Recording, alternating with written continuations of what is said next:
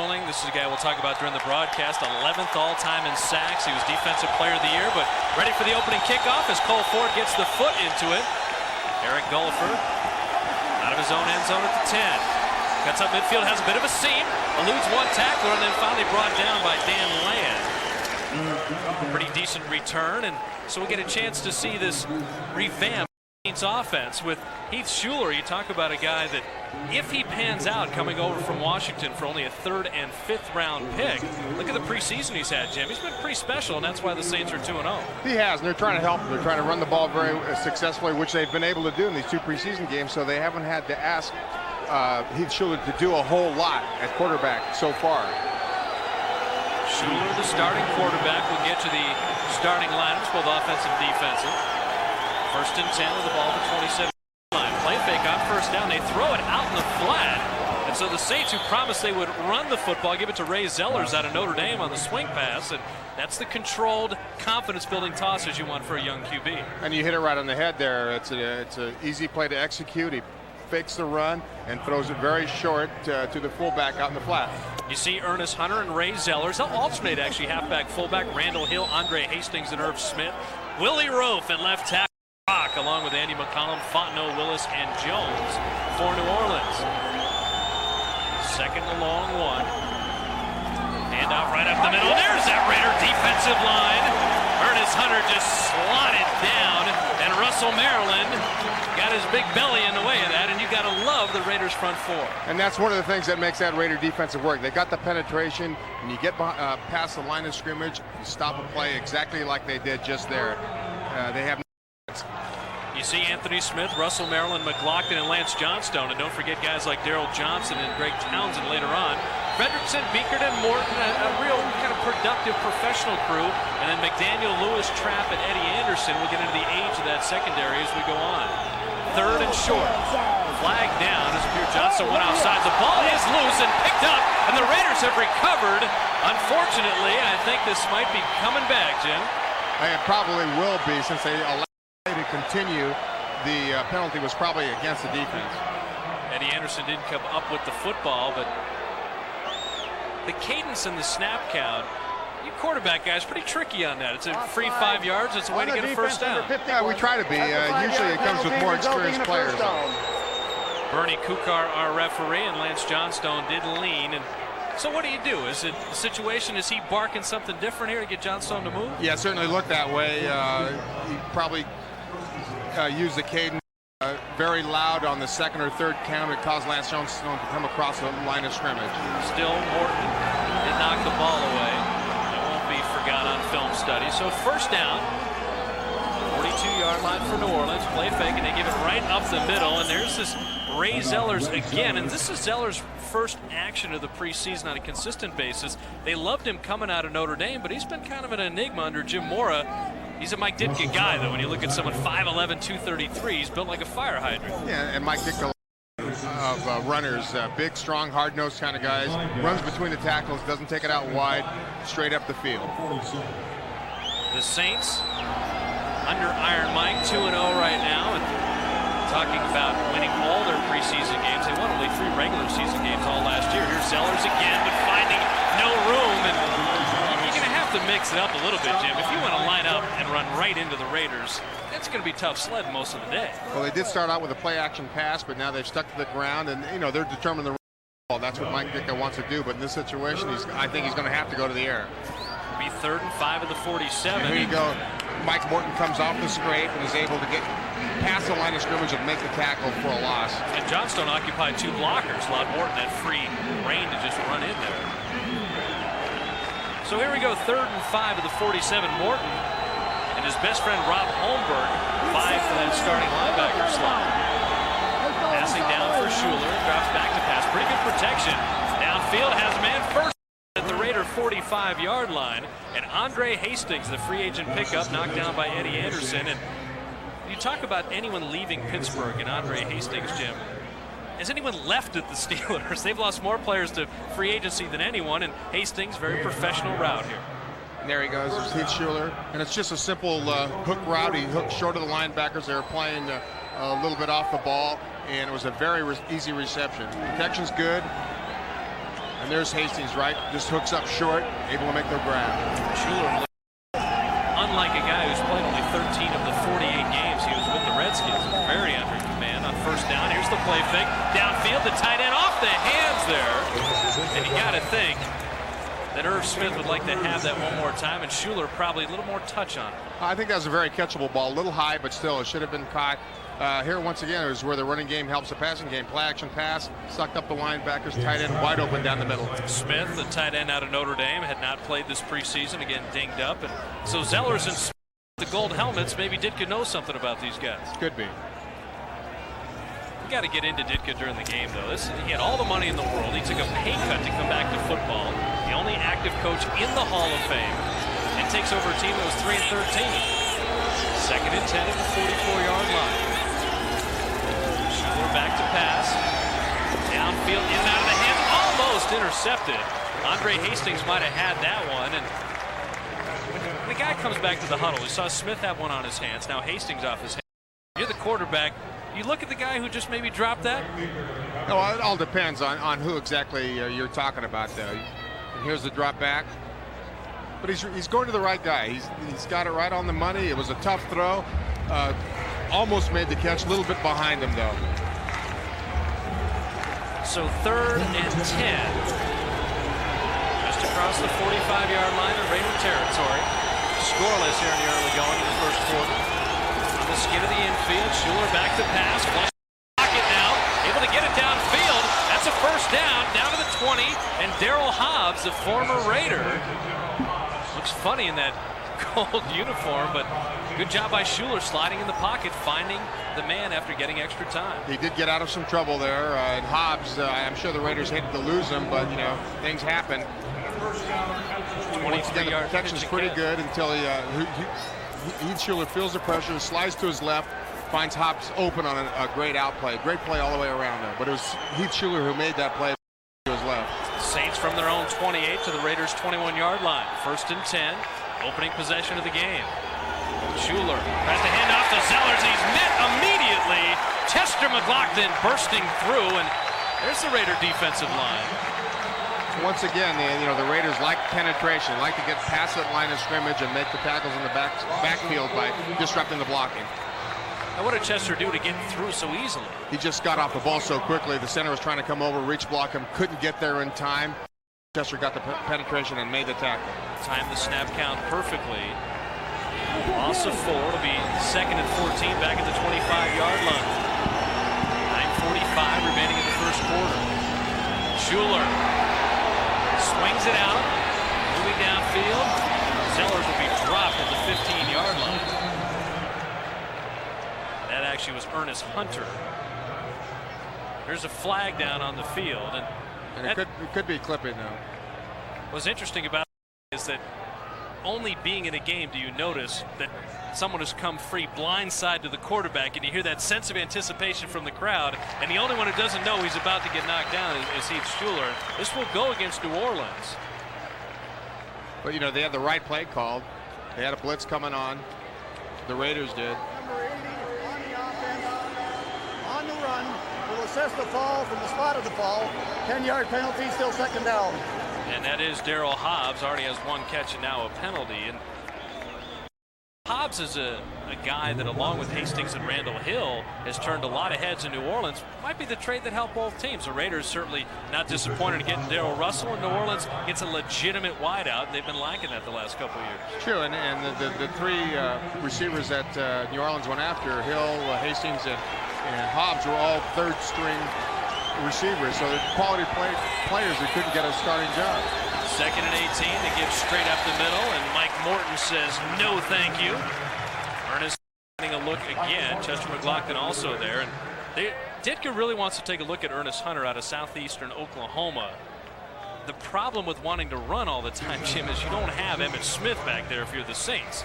You have guys like Derek Brown and Ernest Hunter and Ray Zellers, and someone's got to be your guy. They'd like to get an Anthony Johnson 1,000-yard season out of an unsung player this year for New Orleans. Plus, you run the ball that much, you get a penalty, all of a sudden you can't overcome it. New Orleans 3 of 3 on 3rd downs, but this is 3rd and Fremont. 16. Schuler Schuler back to pass. Very good protection all day. Drops it out to Ernest Hunter at the 20 and upended nicely there. Coming up to make the hit, Larry Brown. And so the Raider defense is going to force a field goal attempt. And that's just what you talked about. 3rd and long. The Saints very much out of their comfort zone. And this is a very safe play by Heath Schuler. It's a zone. They needed 3rd and 14. He drops it off underneath. Sure, he's going to get the completion like he did there because the linebackers dropped off so far, but they're not even come close to the first down. Larry Brown comes up and makes the tackle easily. Doug Bryan, former 49er, former Golden Bear, on to attempt a 38-yarder out of the hold of Mark Royals, and the kick will be long enough, up and good. And so the New Orleans Saints take the opening possession from their own 28-yard line and move quickly down the field. The Raider defense stiffens, but with 7:45 remaining in the first quarter, the Saints on top, 3-0. That's not a bad setup. Bob Fitzgerald and Jim with you at the Oakland Coliseum. 3-0 New Orleans as Desmond Howard and Tim Hall stand back near their own goal line, and Doug Bryan, who just made the 38-yard field goal, set to kick it off. And just like in beating Kansas City last week, New Orleans, a long time-consuming field goal drive. And Jim, they took 7 minutes and 15 seconds off the first quarter clock. Yeah, and that's something the Raiders didn't want to see. They want to go in there and show more dominance on defense. Bryan, pretty good leg into this one. Really pushes Desmond Howard back into the end zone. Kneeled down, and that's robbing the fans of what many came to see. Desmond Howard returning kicks, Jim. That's the price of admission most of the time. It certainly is. Last week he had one punt where he could return, or kickoff he could return for any amount of yards. A 31-yard kickoff return, but it electrified the crowd. Take a look at Jeff George leading the Raiders out onto the field, and we talked in the open about a breakout game. You see the numbers less than scintillating for George thus far. The 52-yard completion to James Jett, the highlight, but Jeff George is going to throw an awful lot of TDs before it's all said and done. On the first play, gives it to Napoleon Kaufman running left, trying to get around the corner, strung out nicely by the Saints defense. And Kaufman bumped by Eric Allen as we take a look at the Raider offense. Jerome Davison, 9 training camps trying to get a starting fullback spot. Napoleon Kaufman, Jett, Brown, and Ricky Dudley, who's been spectacular in the preseason. Pat Harlow has got to keep Jeff George upright. Wisniewski, Robbins, Holmes, and Kennedy. And Lester Holmes, the story, has played very well so far in training camp. On 2nd and 9, it was Dudley in motion. George the short set, out in the flat, looking for Davison, and in and out of his hands. And tell me about holding the ball in a quick read, run and shoot versus the 5-step, 7-step drops of the Raiders. Well, in the run and shoot, you have a certain amount of time. Sometimes players are running free on defense, so you've got to get rid of the ball quickly. There's no holding the ball unless you can run around. Trouble. Straight drop back, vertical game, you've got to hold the ball long. You've got to give the receivers a chance to get down the field, get open, or go for the deep ball. But it's very hard if you're used to the run and shoot to hold the ball for over 3 seconds. It takes a lot of time. Shed, Jett, and Brown in the 3 wide receiver look. Kaufman is the lone setback on 3rd and 9. George under pressure, and he'll go down. Collapse in the pocket. Joe Johnson from Louisville coming around the right end there. And that's not the start you're looking for, I would imagine. No, not at all. 3 downs and out. It's happened quite a few times this preseason in particular. They want to get a good showing from the offense. They want to run the ball. They want to pass the ball, give George a chance to work on the timing, especially in that passing game. Johnson with a good club move getting around Pat Harlow. Yeah, they had a blitz on. They came pretty hard, they just shoved that offensive line back into George's face. Leo Araguz out of his own end zone to kick it to Eric Gulliford standing on the 40-yard line. High snap. Araguz gets it off. This one yet to turn over. And at the 40, here's Gulliford. At the 45, cuts back and nearly to midfield. Dropped at the 49-yard line. And the Saints shortening the field there. And this is a team, when you look at their record, you wonder how they only won 3 games. And we will step away with 6:16 remaining in the first quarter. New Orleans with the ball. They lead 3-0.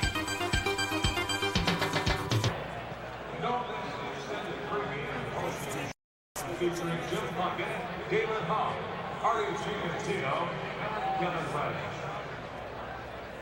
Your Oakland Raiders invite you to visit novelty stands throughout the Coliseum.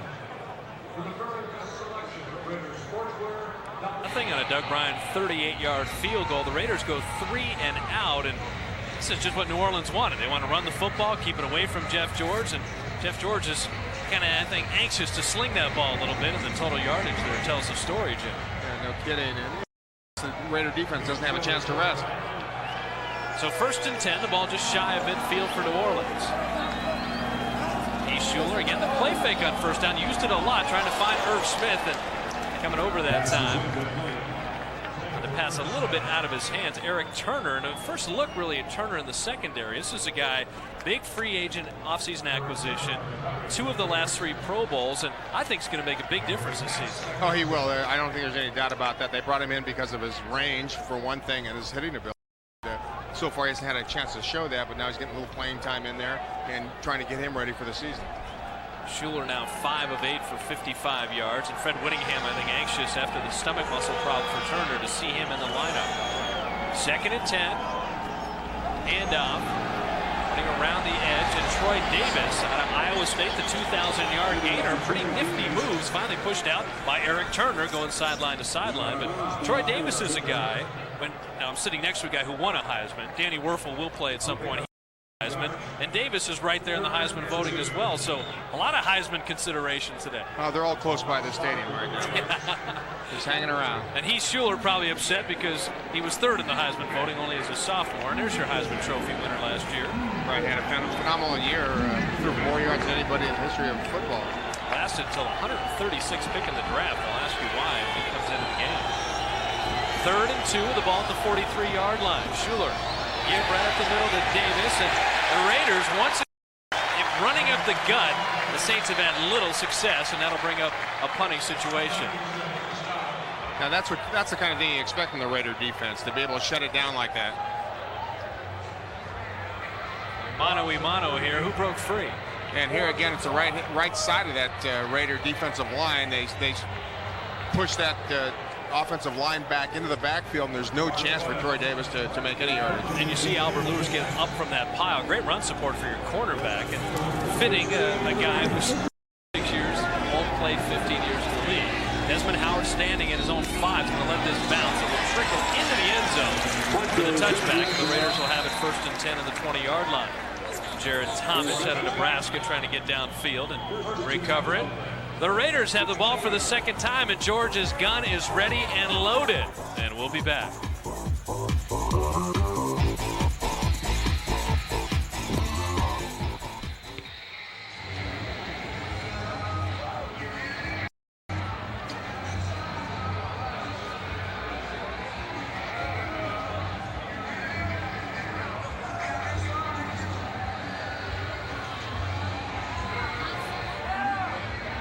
Coming back?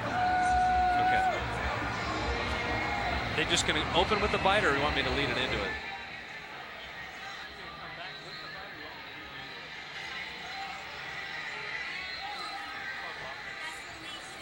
Okay. Goals, we're looking for standards. You know what I mean? We want to really play at a high standard. I'm hearing it right now. See how good a football team we can really be.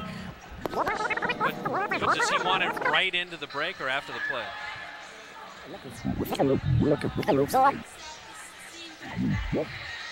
Okay.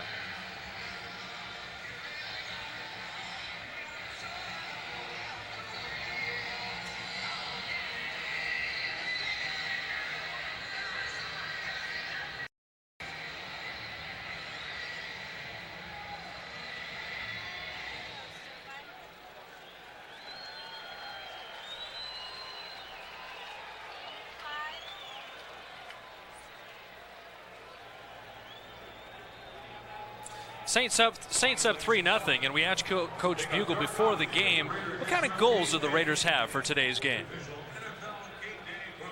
Goals, we're looking for standards. You know what I mean? We want to really play at a high standard, just see how good a football team we can really be.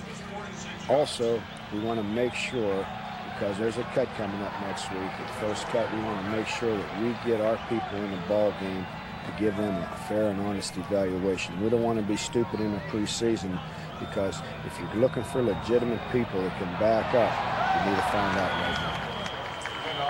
honest look there at Napoleon Kaufman, who's going to be the starter, Vashawn Adams out of Eastern Michigan after a gain of a couple along the right sideline. What do you think about Bugle setting standards? And I think the tendency is hurry up and get done with preseason, but I think it's a good idea he's going game by game. Yeah, I think he's right in that you want to play to a certain standard week after week. You don't want to play up one week and down the next. So you try to reach certain goals by having them play at a high level every week. 2nd and 8 with the ball at the 22-yard line. Raiders' second possession. They give it to Kaufman one more time, bursting through midfield. He'll have the first down across the 30-yard line. Finally brought Anthony Newman. And why don't we take a look at the Saints defense? Ronaldo Turnbull has been moved from linebacker back to the left end. Wayne Bigfoot Martin, Darren Mickle, and Joe Johnson, who already has a sack of the game. Richard Harvey, the team tackling leader at Winford Tubbs, and Mark Fields. They'll be the linebacking core. And then Alex Molden, the fine corner, another one, a new father again this week. Eric Allen had a baby girl, Anthony Newman, and Vashawn Adams, who had the tackle, but not until Kaufman had passed the 30-yard line. So the Raiders' first down of the game.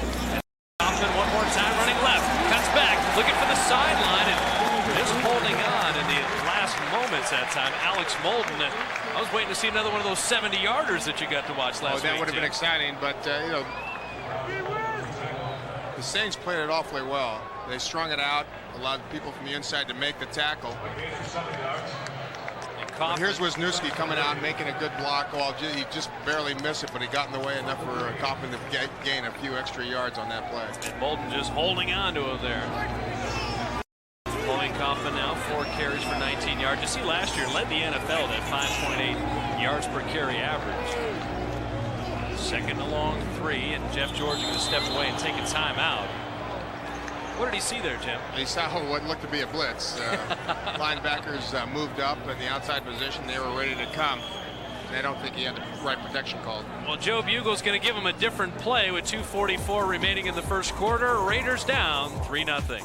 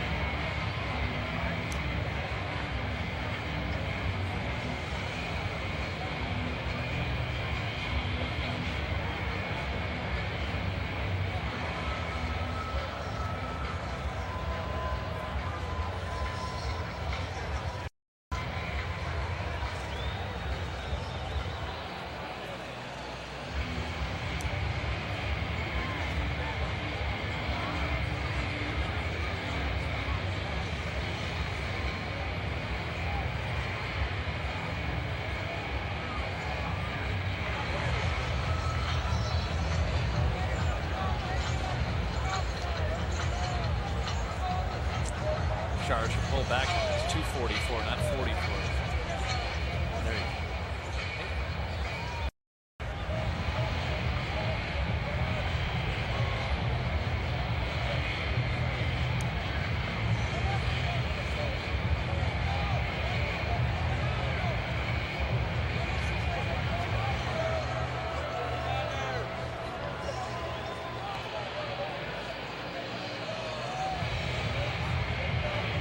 The Raiders hoping the force is with them this season and getting Jeff George. I love the fans here.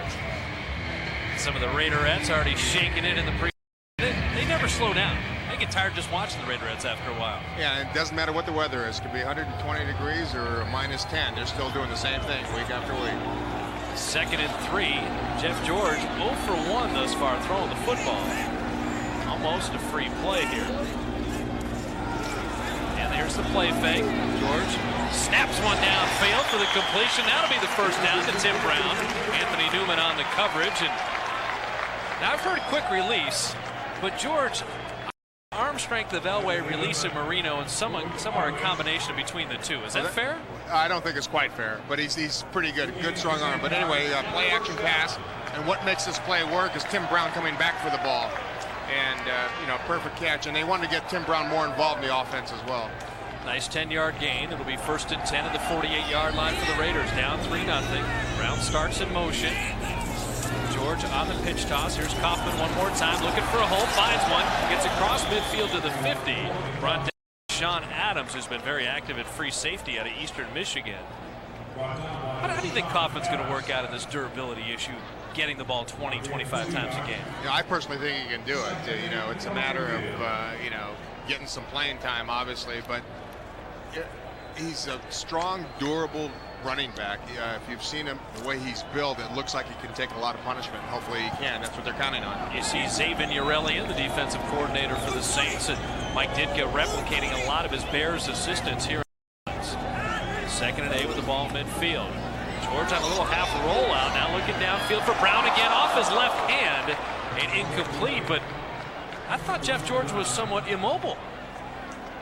Well, I didn't notice that too much, but he had a little bit of pressure from the defensive end there, and he was a little bit off target. I don't know how well he throws on the run. Although he did do the run and shoot, but usually in the run and shoot, you sprint out left or right, but you stop up and throw the football. Yeah, no, I'm saying immobile as that's the scouting report. He looked reasonably nifty. Well, he tried to get outside, but he did have some pressure there. It'll be 3rd and 8. Ball right in midfield. Raiders down 3-0 with a minute 19 remaining in the first quarter. George, a long count here. Saints fairly disciplined. Here's a blitz. George gets away from it on the run. And Jeff George, as we said, nifty on the play before and didn't get the first down, but negated a big loss. He should have been dead by rights. And they should have picked up that blitz right up the middle. You've got it. Both guards and tackles have to block down when people are coming up the seam, and nobody was able to pick him up. Although Kaufman did try to pick him up, he was a little late, and it forced Jeff George to get out of the pocket. Well, the field position game, it avoids the sack there. And Leo Araguz said to punt it deep, and Eric Gulliford said to return, standing at his 10. And Araguz, no competition during training camp for this former Texas middle school teacher. High snap, good pass rush, but Araguz able to get it off. A wobbler that bounces at the 15, takes a Raider bounce inside the 5, and down at the 1-yard line. Carl Kidd got downfield, and Araguz with outstanding results. A 50-yard punt down inside the 1, and maybe Araguz didn't need any competition in training camp. Maybe not. That was an excellent punt, excellent coverage.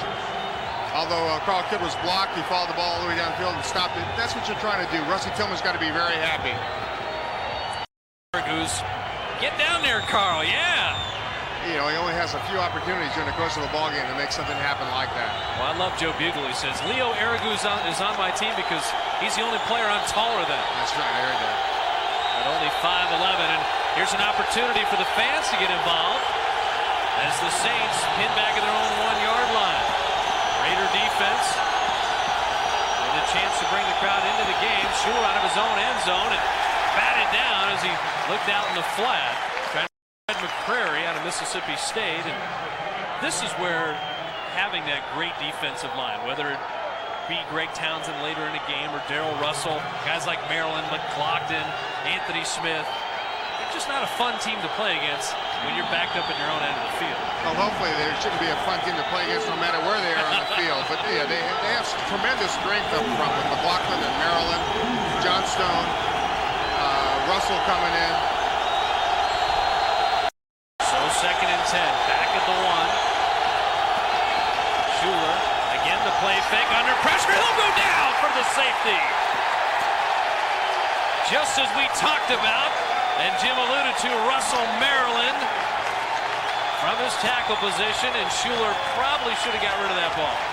Well, I'm sure he was trying to, but he also didn't want to throw it up for grabs. He had people in his face, he had nowhere to go with it, and if he throws it away, it's a safety anyway. You throw it away in your own end.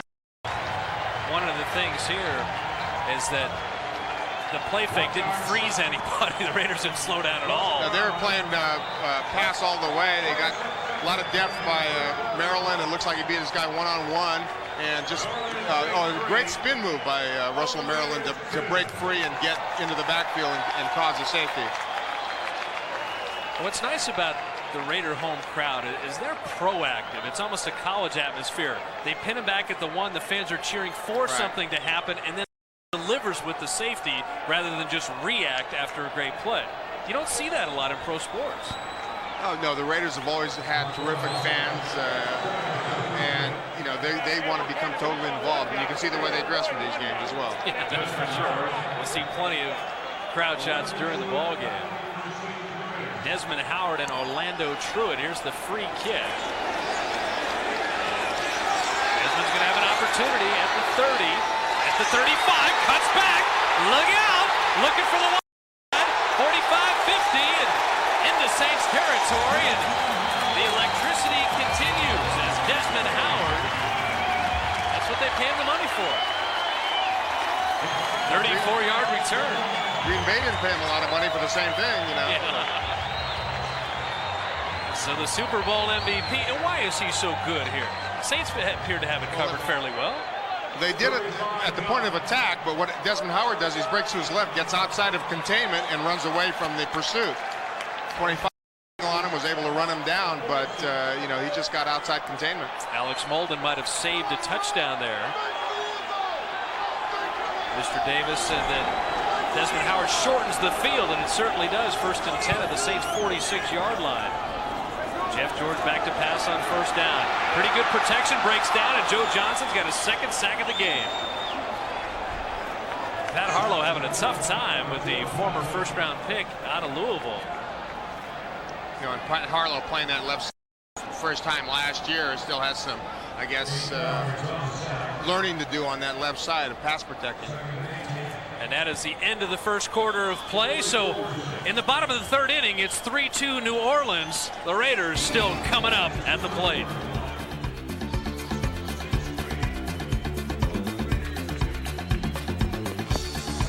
Vern Glenn down in the field is sending in this next offensive play. What do you got for me, Vern? Well, Bob, after watching the Saints go right down the field on their first drive, Fred Whittingham demonstrative on the sidelines yelling at his defense, and right after that it must have lit a fire in him, Bob, because they went out and big Chester McLaughlin, and you saw Russell Maryland put in the big plays. The defense out there to make a statement. Back upstairs. The defense has done the scoring, Vern. You're absolutely right. 3-2 the Raiders lone tally on the safety. Now 2nd and 18 at the 46-yard line. George looking for the long ball to Tim Brown, just overthrown.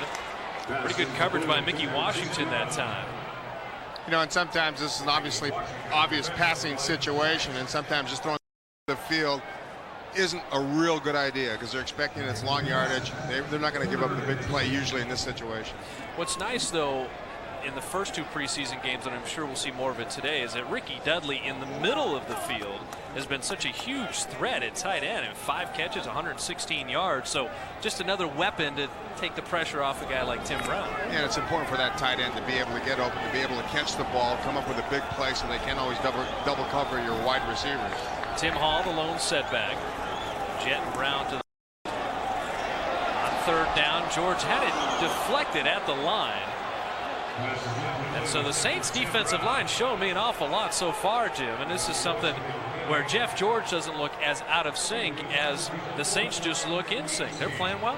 Yeah, they're putting a lot of pressure on the quarterback. They're getting off the ball, getting some penetration, and they're again, you know, a little off target because of deflection. Eric Gulliford standing back at his 15-yard line, and Leo Aragon. All 5'11", 190 pounds of him. I still love that. He's teaching middle school in Texas. Now come be a big league punter, and he's done a great job. Aragu's last one, a 50-yarder down at the 1. This one, a spiraling kick that Gulliford will have a chance at the 10. Tries to find a seam at the 15. Good coverage downfield by the Raiders special teams. And Adam True, who snapped the ball, got down first. And you have a situation where guys are fighting for jobs, and the fight continues with 14:40 remaining in the first half. It's 3-2.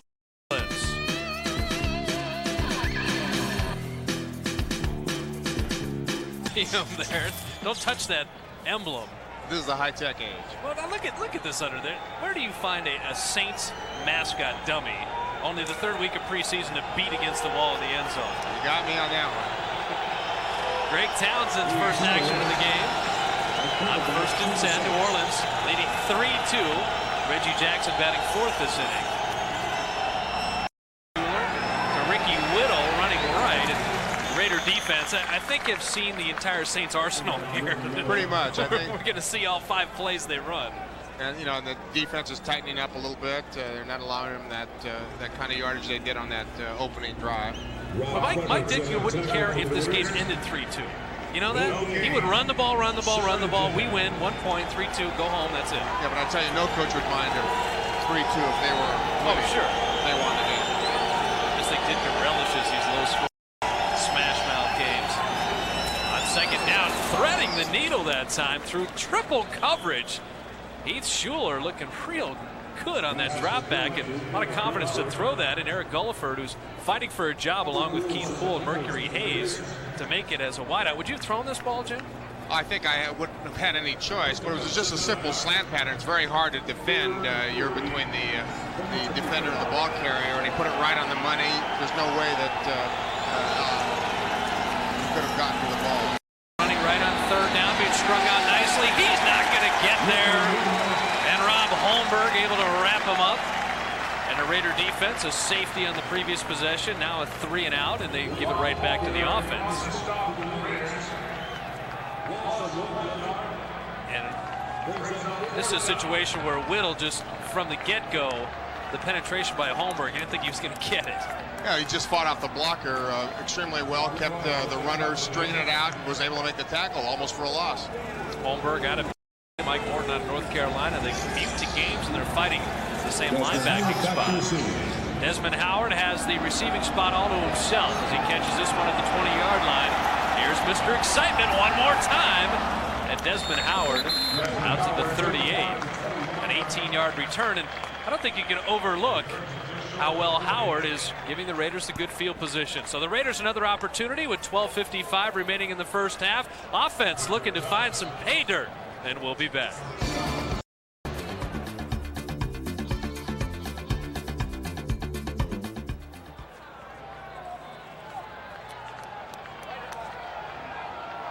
You look at it, it's like an 18-yard return, and that's a bad return for him. You know. And but what I liked about it, he had nowhere to go. He went straight in, put his head down. That's a great point.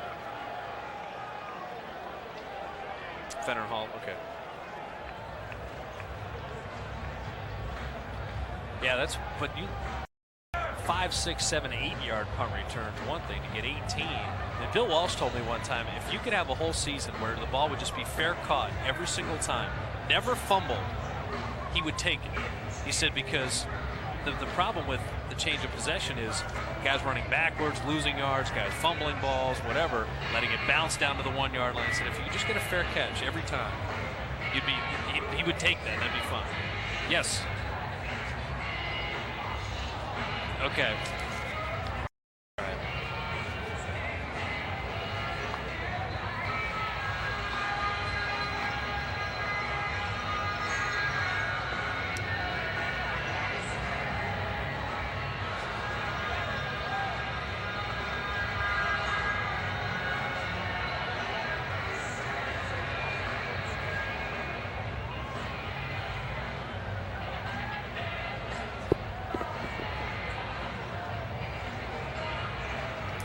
.55 remaining in the Fitzgerald and Jim Plunkett with you as the Saints leading the Raiders 3-2. And Mike Ditka is a Pennsylvania guy. Figured he would like an Allentown kind of guy, an Eric Allen. And a key reason I think that the Saints have such a good defensive secondary is the Pro Bowler. And after this play, you see that 6 Pro Bowls in 9 NFL seasons and 37 career INTs. And Allen has really solidified that defensive secondary. Here's Jeff George going to Tim Brown at midfield across the 40, easily the first down. And kind of a crossing route that we had. Easy throw for George, and why not look for 81 when you have a chance? Yeah, and they wanted to get Tim Brown more to the passing game, which they're trying to do today. And anytime you see Tim Brown go in motion, he's usually going to come underneath on the crossing route. Here it was a zone. He was able to come underneath, make the grab, and turn it upfield. And he tends to get lost into there. They can't find him. He's all by himself. And Tim Hall, you can see in the left edge of your screen, good blocking, which is what sprung Brown for the extra yardage. First and 10 in Saints territory at the 40. Play fake, and George all kinds of time. Finds Brown again at the 25. Down to the 21-yard line, and this is a combination that Raider fans are going to get used to seeing. And, you know, I think Jeff George is getting the feeling the same as Jeff Hostetler got. You know, if you're in trouble, you got to find somebody. Look for Tim Brown. He'll get the ball. Good play action pass by Jeff. He stands in the pocket, pretty good pass protection. He steps up and finds Tim Brown coming across the field. Once again, guarding the guy who's running across the field is virtually impossible. Mickey Washington just able to push him out of bounds. No in contact. 1st and 10 at the 21. Another play fake, and this time Brown again. 3rd consecutive reception down to the 15-yard line. And you wonder, though, the familiarity, and yes, I want to go to Tim Brown, but you see him tapping his helmet, tired, get me out of here, versus finding other weapons. Can you overdo having a go-to guy? Well, I thought at times Jeff Hostetler did. There were times where other receivers were open, such as Jet, such as Hobbs, and yet he would stick to Tim Brown sometimes much too long, and sometimes that resulted in sacks. Tim Brown's out of the game now, so he's going to have to find somebody else. Absolutely. Process of elimination. On 2nd and 4, pitch toss. All running to the left, and the Saints defense stacks it up nicely. Tell me about the running back situation. Napoleon Kaufman, even if he does get it 20, 25 times, he does weigh 185 pounds. Is it Joe Aska? Is it Tim Hall? Who would spell him? Yeah, they really like Joe Aska, and right now taking a long look at Tim Hall. They know what Joe Aska can do. So right now during this preseason, Tim Hall is the guy that they've been trying to get a good long look at. I don't know who they're going to decide on as of yet. Raiders led the league in rushing last year, not having a problem moving it on the ground, but currently now 3rd and 5 at the 16-yard line, trailing 3-2. George hands it right up the middle of Hall, and he'll have the first down. And Joe Gibbs has got to be pleased with the hog-like effort of the Raider line. Vashon Adams, the free safety, making the tackle, and when your free safety is making running tackles, Jim, that's a good sign for your offense. It is, and here goes the play. And one thing that set this up was all the passing that they did on this drive. The defensive ends and tackles were up the field looking for another pass, and they were able to draw the ball right in between them. 1st and goal to go. They'll spot the ball. This is one of the few times. This is one of the few times though where the pass is sent up the run instead of vice versa. Joe Aska is in the ball. Here's the give to Aska, looking to move left and dropped. You would think that maybe a Jeff George touchdown completion from a confidence standpoint. I asked you during the break, is George a self-confident guy, or do you feel that with the new team it would be good to bolster his confidence? Well, I think it's a little bit of both. You know, he's a confident guy. There's no question about that. But, you know, throwing a touchdown pass certainly adds to that confidence. Plus, I think this is the best drive that Jeff George and the Raiders have had with Jeff George at the helm. So. And all 4 completions to Tim Brown on 2nd and goal from the 7-yard line. Brown flanked out to the right, the play fake. George steps up in the pocket, gets it to Brown. He's going to take some heavy punishment for not a lot of yardage. Richard Harvey, the right linebacker, able to drop him there, bring up 3rd and goal. And in these goal-to-goal situations, they talked about using Tim Brown as a wingback here. Also, Harvey Williams as a tight end, so a lot of different weapons. Here, once again, a play-action pass. A lot of pressure on Jeff George. He steps up, finds Tim Brown. I'm a go-to guy. It was a short pattern. He was able to get it off quickly. Derek Fenner and Tim Hall, the setbacks. On 3rd and goal from the 4. Tim Brown coming in motion towards you. Jeff George guns it in there for the touchdown.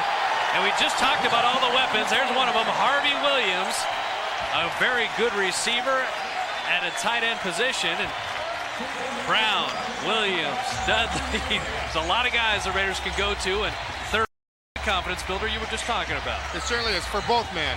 For Jeff George, his first touchdown pass as a Raider quarterback. For Harvey Williams, his first touchdown reception as a tight end. There he fends off the receiver, the defender, hooks up right away, but he pushed off, was able to make the catch coming back to the ball. And a good read by Jeff George. Not too many linebackers going to stay with Harvey Williams. And Cole Ford's PAT is up and good. And so a smartly moved drive by Jeff George from the 10-yard line. The Raiders cash it in, 61 yards in 8 plays in 4.5 minutes. 8:27 remaining in the first half, and the Raiders are on top, 9-3.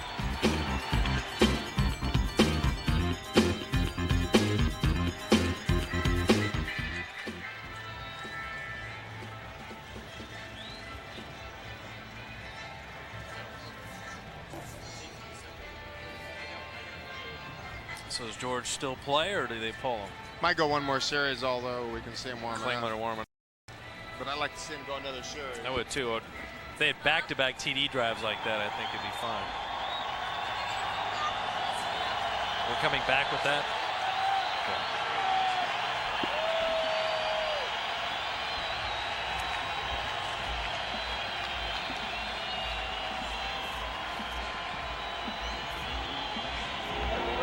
Okay. All right, give them that. Give them that so they different color.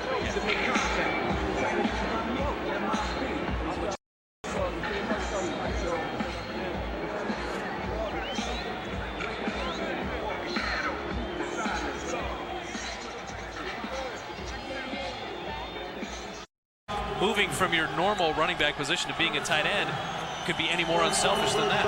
I think you're absolutely right. He's working his butt off to try and become better at that position. They really like his work ethic. Kind of a squib kick from Cole Ford, picked up by Brady Smith. Defensive lineman's dream, right? To field. Oh yeah, and return it for a 2-yard gain. That's pretty good. You see Jeff George 5 of 5 on that drive for 53 yards. The 4.5 minutes is shy, 61-yard drive, and the Raiders on top 9-3. Do you think that's the end of Jeff George, or what do you think? It might be. I'd like to see him go one more series because now I think because of all the receptions underneath, it's a perfect time for Jeff to put the ball down the field. Well, one quarterback has made a statement in George. Now it's Heath Schuler's opportunities. Ellers and Hunter, the setbacks. Heath Schuler on first down. Wide open, Darryl Hobbs across the 40-yard line.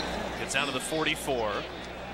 Finally brought down James Trapp on top of him. And I think Heath Schuler is something we should talk about, Jim. He came out after his sophomore year, much like Tommy Maddox and Todd Marinovich.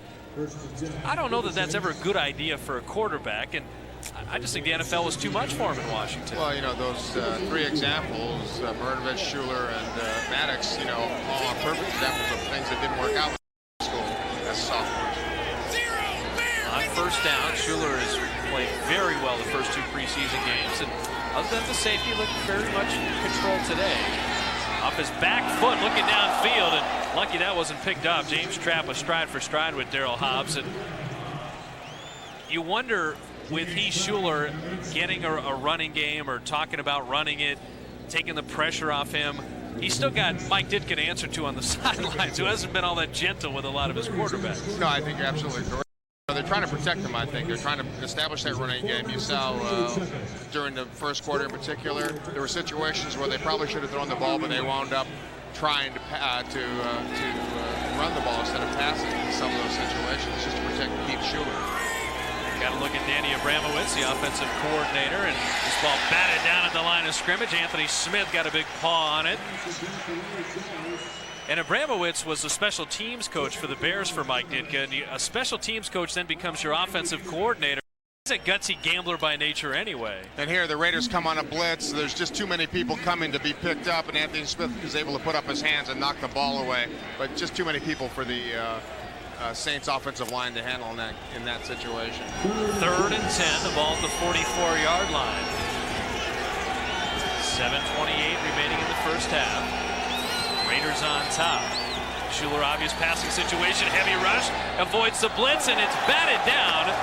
And Gulliford would have liked the flag there, but good to see that Larry Brown in very physical coverage, and there's a guy trying to rebuild his confidence as well, because Albert Lewis has played well and is pushing him for that job. Plus, 2 blitzes in a row. The Raiders are being very, very aggressive. They want to build the confidence in this entire football team, and they're coming after the quarterback, shutting down the rushing game. Eddie Anderson right in his face, had no chance of getting the ball off.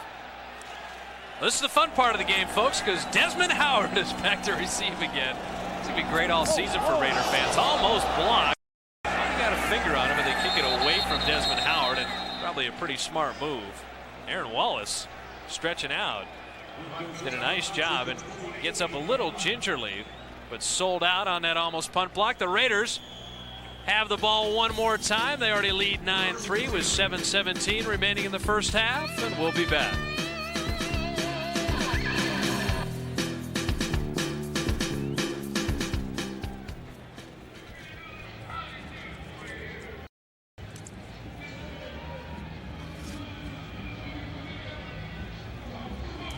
So George is out. Yeah, looks that way.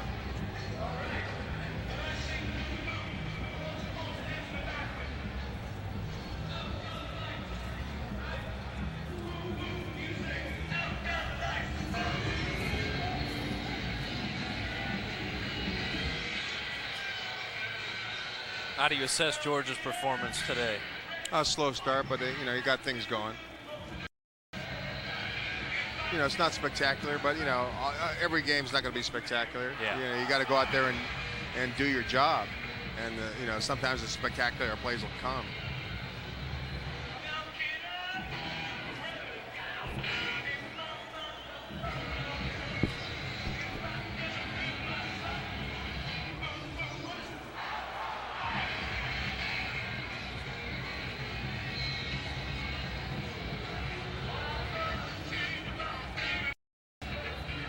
Here he puts a lot of pressure on the punter, and that causes, you know, the bad punt. Not a very long punt. You see him, he grabs it right away. Hopefully it's nothing serious as they try to stretch it out. David Klingler is in at quarterback. Jeff George's day appears to be done with 7:17 remaining in the second quarter. And Klingler, hand up, giving it to Hall right up the middle, and the Saints defense fairly stout. Mickey Washington up from the cornerback spot to make the hit. You didn't go through any of these cut down days, did you? I mean, Tuesday you're going to have the rosters go from 80 down to 60, and guys like Tim Hall, they're fighting for jobs.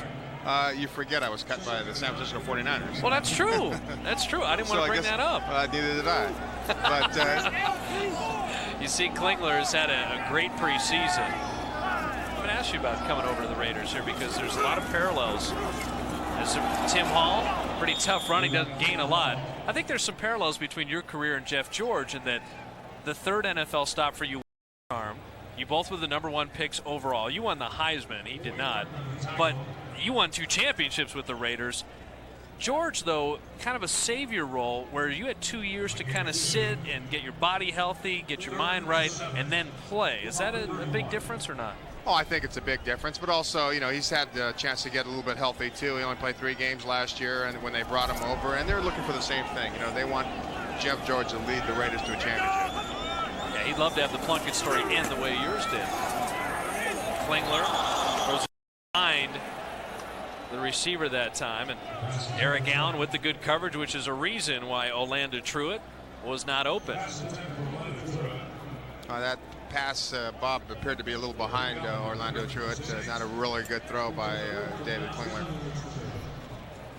So what happens when you look at your situation with the Niners and the team says move on?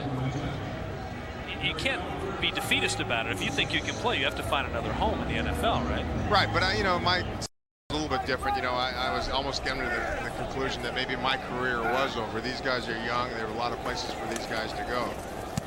Araguz punting it to Eric Gulliford. He kicks it away from him and out of bounds. Appeared to get it off the side of his foot, but no return. And that's the thing, 40 guys, 20 from the Saints, 20 from the Raiders. On Tuesday will be handed the pink slip. And you hear about the Turk all the time at training camp. Is there one designated guy to come say, Coach wants to see you, bring book or what? Usually, you know, usually that's been the case throughout the NFL and throughout the league. You know, it's a tough time. There are guys who are young who aren't good enough to make the team. There are older players who, you know, are being beat out by younger players, and you know, a lot of, you know, mind games are going on. What am I going to do? Shall I continue playing or not? I don't think Mike Ditka would be soft and lovable if he was telling a guy to get out of training camp. The players swear by him in New Orleans right now. Getting a breath of fresh air. Schuler out to Ernest Hunter at the 30, gets to the 35-yard line, fumbles the gets on top of it. And that's not something that coaches like to see if you're trying to make a team as Ernest Hunter is. You're going to hold on to the ball. Yeah, you do, but on the other hand, you know, you make the effort you got it back. You know, sometimes, you know, unfortunate things happen, but as long as you're trying hard and you're working hard. And here we go. Good play by Schuler, finding the outlet receiver on the left-hand side. Here, you know, he should have had better handle on the football, but he did get it back. So good hustle on his part. And a nice safe gain of 9 on first down, so 2nd and 1. Ball at the 39-yard line. New Orleans trailing 9-3. Schuler with the play fake, looking downfield this time, and there's Hunter coming out of the backfield. He'll have the first down, so being featured a little bit. But would you have liked to have played for Mike Ditka? Is he your type of coach or not? I don't think so. You know, I think we would have gone head-to-head too often. You know, I'm a pretty stubborn guy myself, and I think it would have been difficult for me to play for a Mike Ditka. Conversely, a guy that the players seem to rally around. How would you like to? I think I could have tried to handle it much better. You see the first tight end ever in the Hall of Fame. Is the highest winning percentage of any active coach now in Ditka, and Schuler throws a fastball low and outside trying to find Tony Johnson. Now that would be a good trivia question. The highest winning percentage of any active coach in the NFL. Right. Do you think Jimmy Johnson? No, it's Mike Ditka. I wouldn't think Jimmy Johnson. He had a couple of 2 years 1 in 15. struggling. Yeah, that's a good point. You know, when he started, even Bill Walsh. You know, you might think, you know, his first 2 years he only won a few games. But Yeah. Ditka in 11 years at Chicago did a tremendous job. Well, we're going to tell you, what does Tom Flores and Mike Ditka have in common after this play? You can mull this over for just a second. On 2nd and 10, Schuler under heavy pressure, able to get it out. Poor Ray Zellers had to stretch out that old 5'11" frame. All right, are you ready, Jim? Mike Ditka and Tom Flores are bound by the fact that they're the only two guys in the history of the NFL. They have Super Bowl rings as players, as coaches, and as head coaches. Only two guys in the 75-year history of the league, and they're both right here in the building, as you would say. Yeah, and that's pretty amazing. Quite a career by both those men. Ditka, as a player with the Cowboys, assistant with the Cowboys, and coached the Chicago Bears. Tom Flores as a backup QB with the Kansas City Chiefs and the assistant and head coach with the Raiders. Schuler on 3rd and 11. Has time now rushed.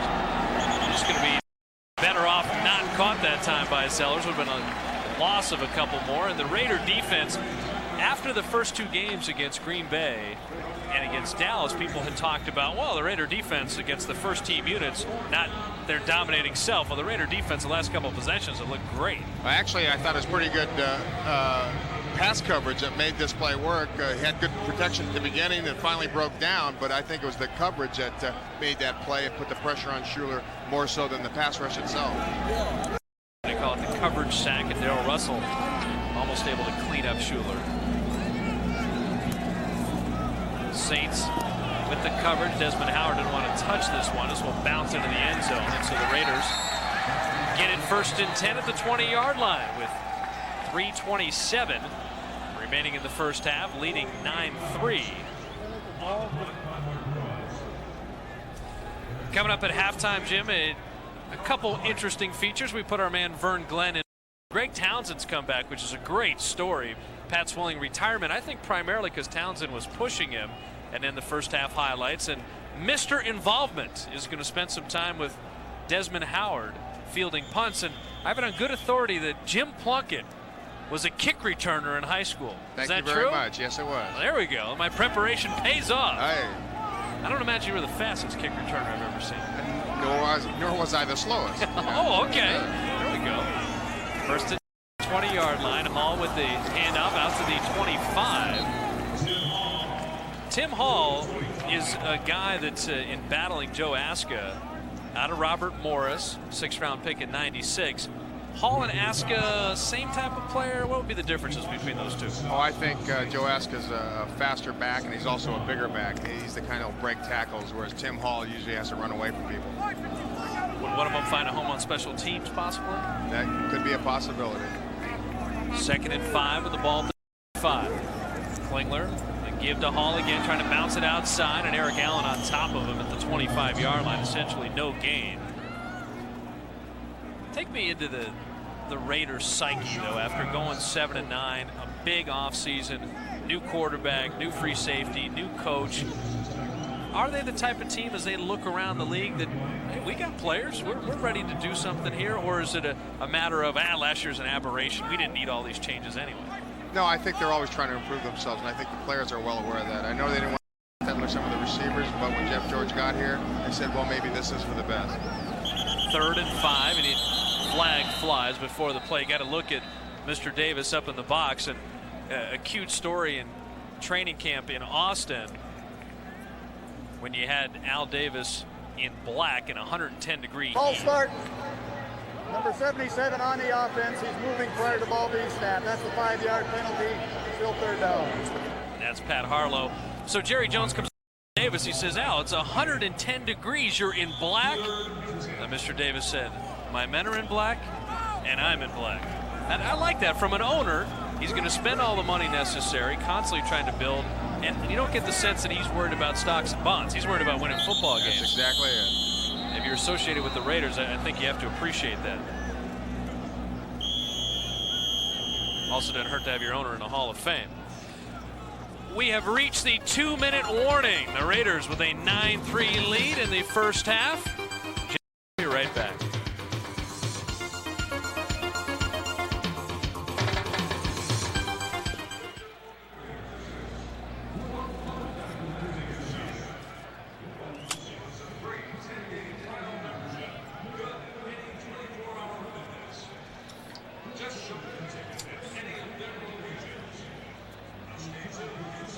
Weather's actually real comfortable right now. It's perfect. Yeah, this is exactly how football should be played. Next week you won't have. No, I know. At least it's a night game though.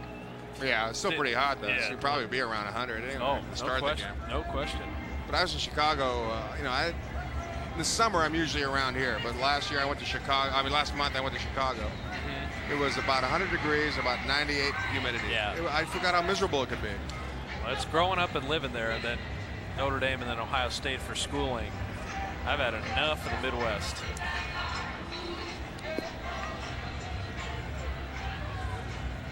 There's just never a good time of year there. The winters feel cold, and the summers are ugly and muggy. So they say, "Oh, the change of season." I'm like, "Yeah, from bad to worse." Stop.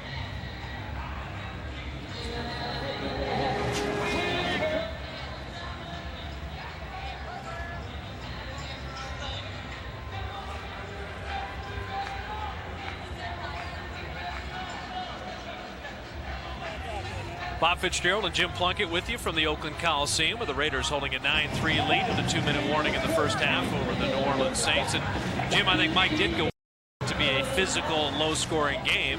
The Raiders playing this style, and I'm sure during the season will play a high-scoring, high-flying style if need be, being able to beat teams in a number of different ways. That bodes well. Oh, I think so. I think they're tough and physical, but they also have the firepower offensively to score an awful lot of points quickly.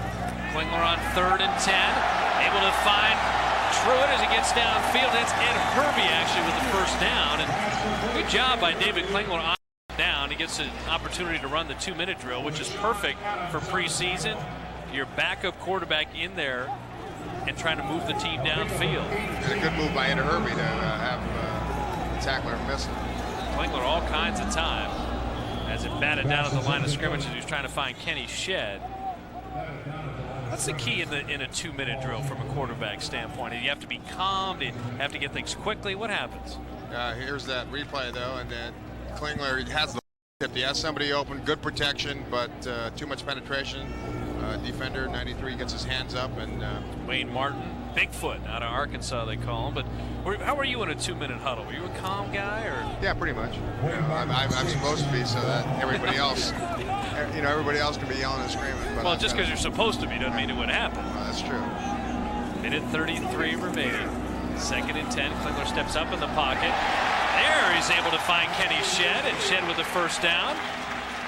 Greer out of Texas A&M, a rookie free agent on the tackle. Raiders quickly to the line. Tough calling plays at the line of scrimmage? No, I've never found that way unless I was in Seattle. Klingler in and out of the hands of Shedd, who would have been able to get out of bounds. And Kenny Shedd pushing James Jett a little bit for that wideout. Kenny Shedd had a spectacular preseason last year. He did. He's awfully good receiver, awfully good third receiver, and as you're right, he is pushing James Jett. From my understanding, they're going to go with James Jett as that second receiver. You see Shedd's numbers last year used somewhat infrequently. Hobbs really the third wideout. Right. 3 wide receiver look for the Raiders. 2nd and 10 at the 47. Minute 9 left in the first half. Klingler again, good protection. Lobs it underneath and trying to get outside. Derek Fenner unable to do so. And Derek Fenner's a guy that in a battle with Jerome Davison at fullback. Fenner cut by the Raiders, re-signed. A little bit of a salary cap massaging there. And Davison just wants to stick with a big league team after 9 training camps. On 3rd down, Klingler with the pump fake. Home run ball looking, end zone. In and out of his hands. as Eric Allen had great coverage that time on Ed Hervey. Klingler can throw that long ball, though. He can. He's got a strong arm, almost as strong as Jeff George's. That would have been a fantastic catch by Hervey if he were able to do it. A lot of time for Klingler this time. A good stunt, stop and go pattern, but Eric Allen was able to run with him all the way. I think too experienced of a defensive back to go for that stutter step and jump on that. He wouldn't let Hervey get behind him. That was textbook right there. Don't buy the out fake, turn, run stride for stride, find the football. It's exactly how you play it, and it's a reason why the guy's been to 6 Pro Bowls. Aragouz kicking to Eric Gulliford, who's standing at the 10. The ball will fly over his head and easily into the end zone. So 32 seconds remaining in the first half, and the Saints more than likely not a Hail Mary bomb type of team. Not at all.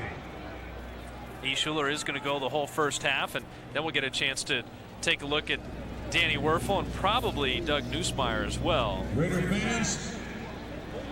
the 2 years that you first came to the Raiders and didn't have to play immediately, in rebuilding your confidence, who was most instrumental in helping you do that? I think it was Tom Flores. You know, he was the quarterback coach when I first got here. On 1st and 10, with only 33 seconds left in the half. Schuler is going to throw it, so they're not going to run out the clock. Able to swing it underneath. Derek Brown getting some playing time. And that's, I wonder if Schuler's confidence wanes, if it will be Ditka as the guy that is boosting him up. I don't know that that's in Mike's personality. No, I think it is. You know, you got to give Mike some credit. I think he knows how to handle players. You know, he may handle them a little differently. But behind closed doors, sometimes I bet you he kind of chooses his players as well. Do you think so? Yeah, I've got that feeling. Well, you spoke with him this week. Is he a more mellow guy? Is he a different guy? Well, he was on the air, but you know. And being professional, I just think you grow and the temper tantrums probably be fewer and farther between. Sure, you know, we all change a little bit as we get older. Able to swing it outside to Derek Brown is Heath Schuler with 3 ticks left on the clock in the first half. So maybe they will attempt the Hail Mary here. Yeah, they're getting close enough. I bet you Heath Schuler from about 60 yards out could put it in the end zone. Could probably do that. You ever watch any of those quarterback challenges where they see who's got the strongest arm and can throw it the furthest in the air? You see guys like Elway can sling it 72 yards, all airborne. That's pretty impressive. That is pretty impressive. Of course, you don't have a problem with that too often. Now I do. You could throw it a little ways. So 3 seconds left in the half. The Raiders up 9. Schuler, Big Ben, Hail Mary. Forget about it. Anthony Smith is going to spin him right into Darrell Russell, and that's probably how the Raiders wanted to have to end. Down at second base, he's out as he was dropped there in the skin of the infield. And Mike Ditka working his way off the field, and a physical, hard-fought first half. This is the last play of the game. We're basically a Hail Mary pass. They just can't. The pocket breaks down. Anthony Smith able to.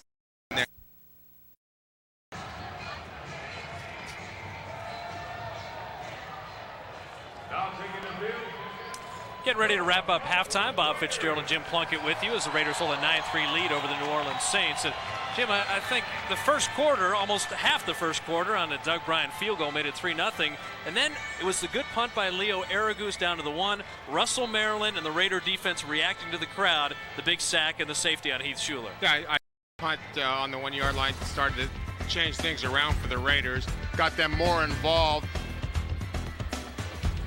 And you see Maryland coming right here, and good swim move and a spin move you were talking about. Great spin move by Russell Maryland. That's what makes him the player he is. Got a lot of different techniques. He was able to roll away from the blocker, as you see that made it 3-2, the baseball score. But Jeff George finding one of the new weapons here, Harvey Williams, actually from his tight end spot.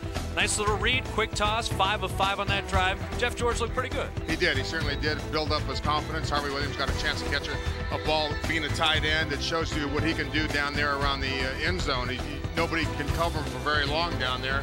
A great read by Jeff George to find Harvey Williams in the end zone for the score. And you said that 61-yard drive with George being 5 of 5 was the best that Jeff George had looked really the whole preseason. Here's some of the numbers in the first half. Anything jump out at you? No, I think what jumped was Jeff George on that last drive for the score. He finally got some continuity going, some consistency.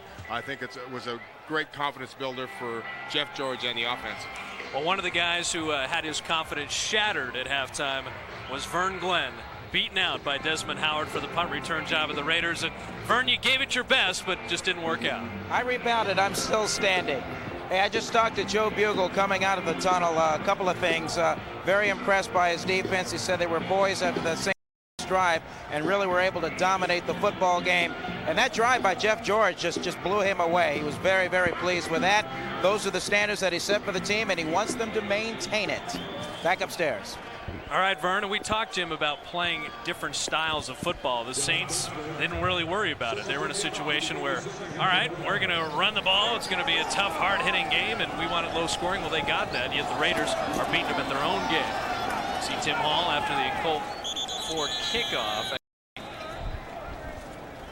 That is our buddy Obadiah Cooper coming up with the kick return, and the Raiders get it on offense. And with cutdown day looming, do you get into your second, third, fourth stringers here, or do you still kind of maintain a semblance of some of the frontliners in the second half? You might see some of the frontliners, but I think it's a chance, a pretty good performance by the defense, very good drive towards the end of the first half for the offense. I think they accomplished a lot. They're very happy things ran.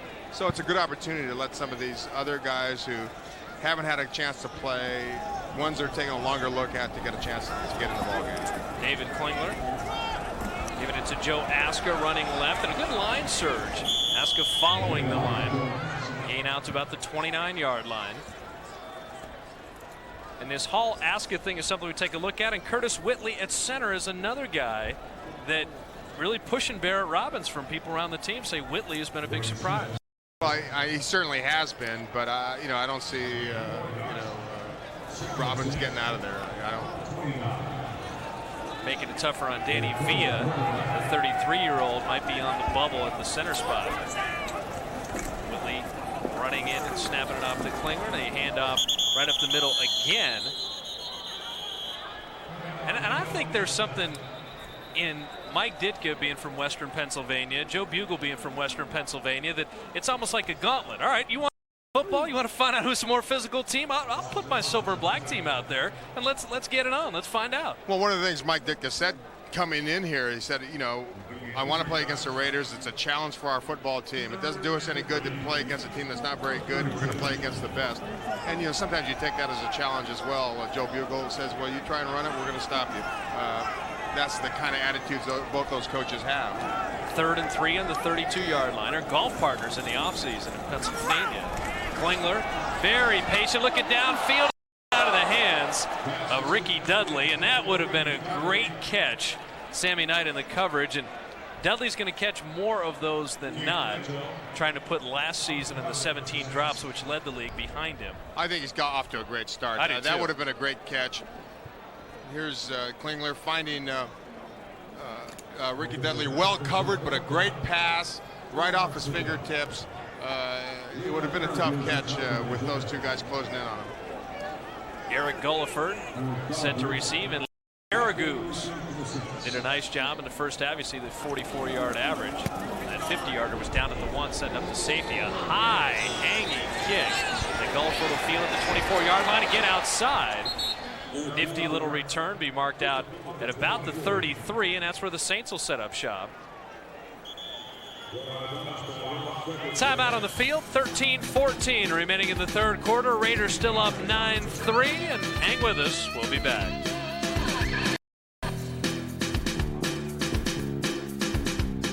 For 117 yards, and he passes off the SEC baton to Danny Werfel, the Heisman Trophy winner. Got one sitting next to me and Jim Plunkett, Bob Fitzgerald with you, and Danny Werfel lasted until the 136th pick in the draft. You see his preseason numbers there. 7 of 11, 90 yards and a touchdown. Through 114 touchdowns for Steve Spurrier in college. They give right up the middle to Ray Zellers. Why do you think NFL teams were scared away from Werfel? Well, I think part of it, having talked to Archie Manning earlier today, part of it was the system they played in. Number 2, he's got a kind of a funny, awkward delivery. And number 3, strength of arm. Sometimes his balls just stay too long in the air. And they shied away from that, and they felt they can get him lower down in the draft, and they did. And Werfel in a pitch battle with Doug Nussmeier for the backup quarterback, Keith Schuler. Short set, slant route, diving attempt. There's a flag down. Larry Brown on the coverage that time. As Keith Poole, who was Jake Plummer's favorite receiver out of Arizona State, went to the ground for that one. You know, when you say the system, the average fan's going to say, hey, the fun and gun, they threw the ball 50 times. Why wouldn't you want a quarterback from that? Well, because, you know, sometimes number 24 on the defense. on certain offenses, you know, it's easier to get the ball to the receiver. They run hot receivers, so nobody's covering them. You know, you don't even have to get it there on a line. One of the things they do say about Danny Werfel is that his timing is very good. You know, sometimes he anticipates the break way in advance, and he puts the ball right on the money so he doesn't have to throw it as far.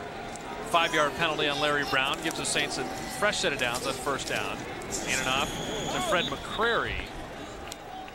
And so Mike Ditka really shuttling in. We've seen Zellers, McCrary, Derek Brown, Troy Davis, Ernest Hunter. They don't have a definitive guy at their running back slot. They don't even have a definitive fullback. People have told me they might play guys like Zellers and McCrary together, which is what they're doing. Mario Bates is injured and not playing today at Arizona State, but he'll be in the mix as well. In motion, the tight end Ricky Brady. The pitch stops to Zellers. Good cutback move on second down, bring up third and short. Zellers out of Notre Dame's got to feel like he's back in college. Run the ball right, run the ball left, run the ball up the middle. You know, and the guys who really have to worry are people, players who aren't injured and still don't get in the game. You know, Zellers, pretty nifty move for a guy who weighs 233 pounds. Actually, and Lorenzo Lynch was able to come up and make the tackle from a safety position, so a good read by Lorenzo Lynch, able to fill in that hole and make the tackle.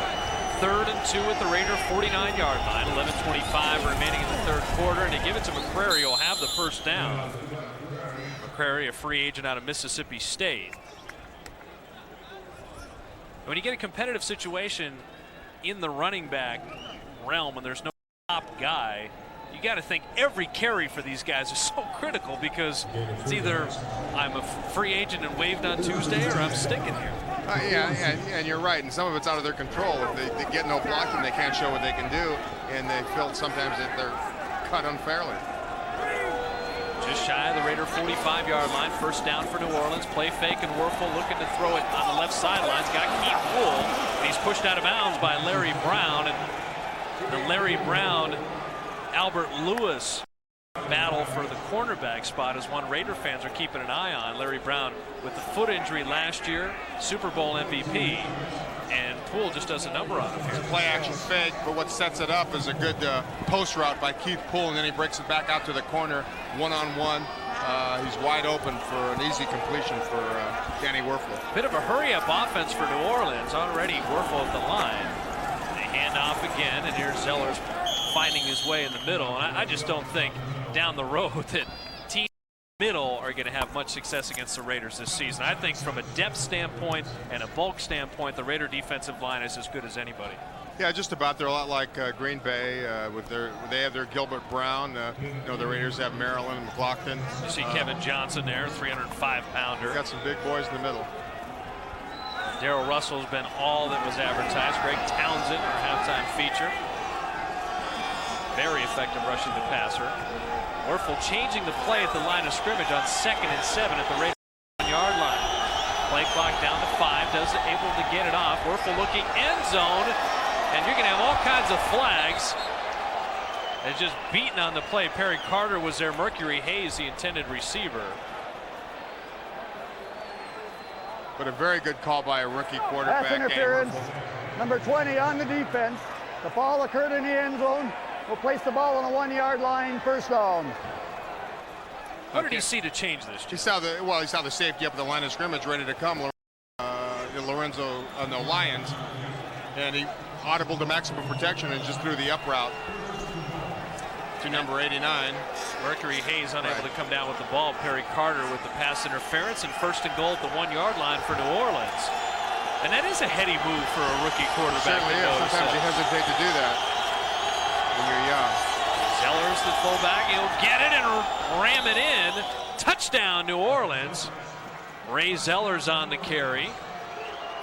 And so the Anxious to make a game of it, and pending the PAT, could move back to a 1-point lead. And Mike Ditka's got to be happy. Danny Werfel came in, smartly moved the team. They ran the ball fairly effectively, some decent passes.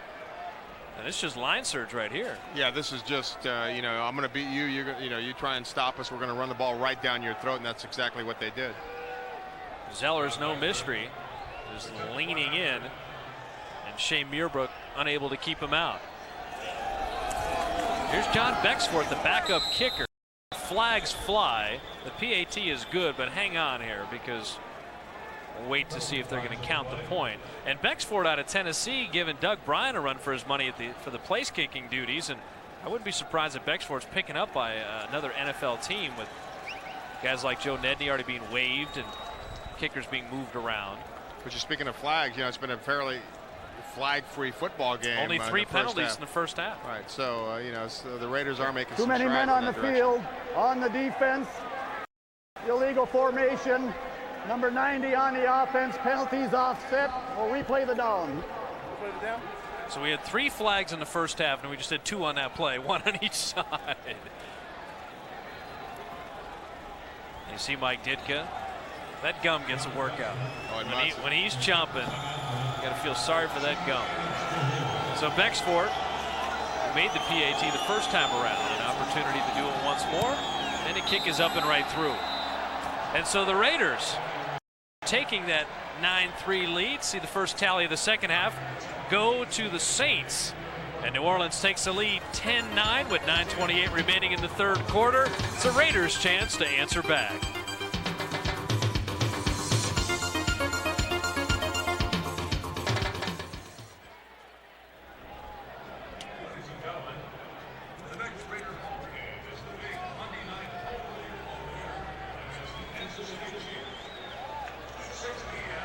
But you see where he throws the ball? 9 lead, 28 remaining in the third quarter. Bob Fitzgerald and Jim Plunkett with you from the Oakland Coliseum. And I was impressed with Danny Werfel. I thought he looked pretty decent. The arm strength is something down the road that will tell the tale for his NFL career, though. I think you're absolutely right, but he made a lot of good decisions. He audibled when he saw the blitz, so he did a very credible job. John Bexford kicking it deep to Carl Kidd at the 5, at the 15, at the 20. Kidd looking for some outside room. Nice cutback. Gets out near the yard line. Finally pushed out of bounds there. Jared Tomich able to knock him out there. A 31-yard return. So Desmond Howard's day is done as well. And this is just one big job interview, right? Pretty much. But a real fine return by Carl Kidd. He takes it where he's supposed to take it, and then he breaks it outside. Good blocking. Number 47 breaks a tackle there. You know, you can't ask for much more. 24-year-old out of Arkansas.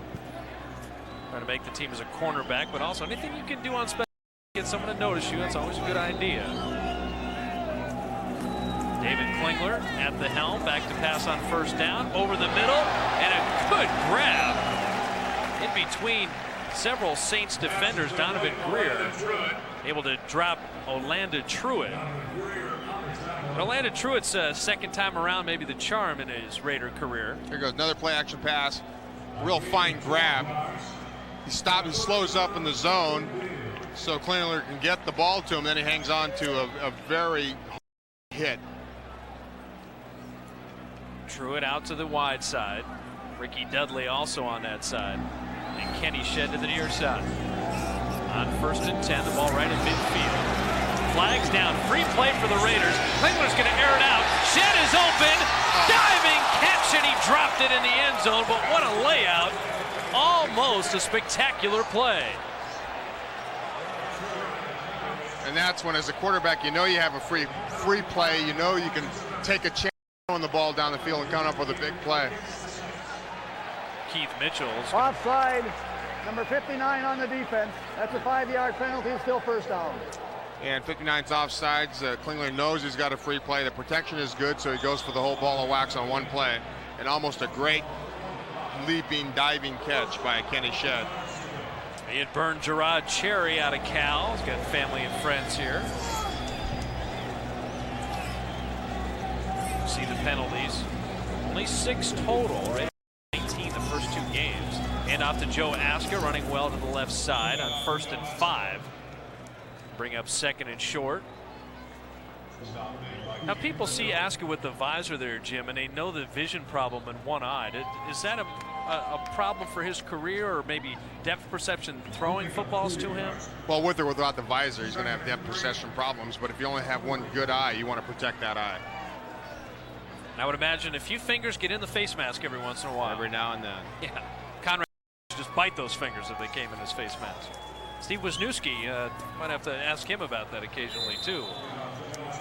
Aska gets it again on second and short. Didn't get the first down. Sammy Knight, who really, along with Mitchell, have been the two biggest finds. Mitchell, who was offsides on the previous play, he's the free agent out of Texas A&M, and Sammy Knight, free agent out of USC. They love both those players. The Saints feel like they got two extra draft choices by both these guys making their team. So 3rd and 2, the Raiders 3 of 8, you see on 3rd down. Truitt in motion, fake the handoff. They're going to throw it on 3rd down, and a little miscommunication between Truitt and Klingler. Double coverage there, and the play fake fooled nobody on New Orleans, so Aragu's out to punt. Surprised they threw it on 3rd and short? Not particularly, no. Why wouldn't you? I mean, for me, I felt that if I had the proper play called, a good pass play in that situation is just as good as a run, in my mind. I don't know why I asked a quarterback that. Of course you want to throw the ball every time. Love those 3rd and short passes, Bob. They're perfect. And why not? Ernest Hunter standing at his own 10-yard line. Aragu's 3 NFL games of regular season experience. Has done well all throughout the training camp. That one into the end zone, unable to be touched down. And 2 remaining in the 3rd quarter. New Orleans on top, 10-9, and they'll get one more opportunity. On the Hankey situation, Vern. Yeah, a collective sigh over here on the Raiders sideline, Bob. Even though there have only been 6 penalties in the game for the Raiders, 2 of those penalties did lead and set up both Saints scores. 3 of the other penalties led to first downs for the Saints. So still, it's kind of the Achilles heel for the Oakland Raiders, something that they have got to get right this year, because last year, we all know that story. Certainly do. The Raiders had 19 penalties in the first 2 preseason games. And Jim, after this play, I'm going to ask you that the Raiders certainly work hard at not making the penalties. And off to Troy Davis, goes nowhere. And tell me, what do they do during training camp? You've been up there. They've brought in officials. They've worked on it. They've disciplined players. How do you stop the penalty bug? You got me. I mean, they've tried everything from, yelling to having special meetings. As you said, they brought in officials just to work training camp, and nothing seems to work. And some of it's the lack of discipline. Some of it's the arrogance of the Raider players, I think, at times, that they feel like they can get away with it, and they can't. Davis, no gain the first time around, a second opportunity. And again, Greg Townsend and the wall of the Raider defenders. The middle of the line is not the Raider weakness. I think the Saints are figuring that out. And this is also interesting in that these teams will meet again on November 9th in the regular season. So you wonder how much Joe Bugel and/or Mike Ditka really wants to show. Yeah, but believe me, by November 9th, both these teams are going to know each other inside out from the games they've played up to that point. Look at Mr. Davis biting his fingernails in a 10-9 game with 6 minutes left in the 3rd quarter. Don't tell him it's preseason. Werfel back to pass, out in the flat, able to get it to Derek Brown. And Larry Brown, no relation, pretty decent coverage. So the Raider defense. But that's the kind of thing I don't like to see, Bob. It's 9 and you throw a 3-yard pass. Unless you're, about to be sacked and you're in trouble and you have to get rid of the ball, you've got to stand back there a little bit longer and find a guy who can get you the first down. Well, that checkoff receiver's always going to be there. That's the type of thing, like you said, last resort, but that looked like a design play. Kenny Gray, side of USC, sent deep to receive and gets it at the 35. Gray starts up the right sideline, avoids one tackle, and now he's going to beat many of the Saints. 5:07 in the 3rd quarter. The Saints the only team to tally. The Raiders would like to change that, and they'll have an opportunity coming up next.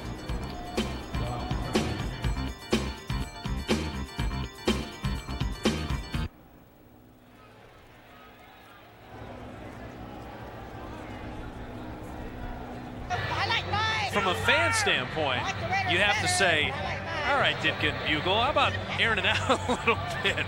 We know who's tough here. We've seen the running game. We've seen some of the grinding. From a coaching standpoint, I think you can find out a lot about your team and about your players in this type of game. Well, you can, but they have certain things they want to work on. They want to take a long look at the running game. Obviously, both clubs do. Klingler back to pass on first down. There's Ricky Dudley. He's got it. Lost the football after the catch and a bit of a pileup, but I think Dudley got back on top of it. As soon as I say that, they throw the ball down the field. Sure. But, well, it would be unusual for had tight ends like Dave Casper and Raymond Chester and Todd Christensen. You got to have a Raider tight end, right? Once again, not real good protection, but David Klingler gets the ball off quickly, finds Ricky Dudley down the seam with a linebacker trying to cover him. He makes a great catch, fumbles the ball, but gets it back right away. But it's a seam route. I think his knee was down anyway.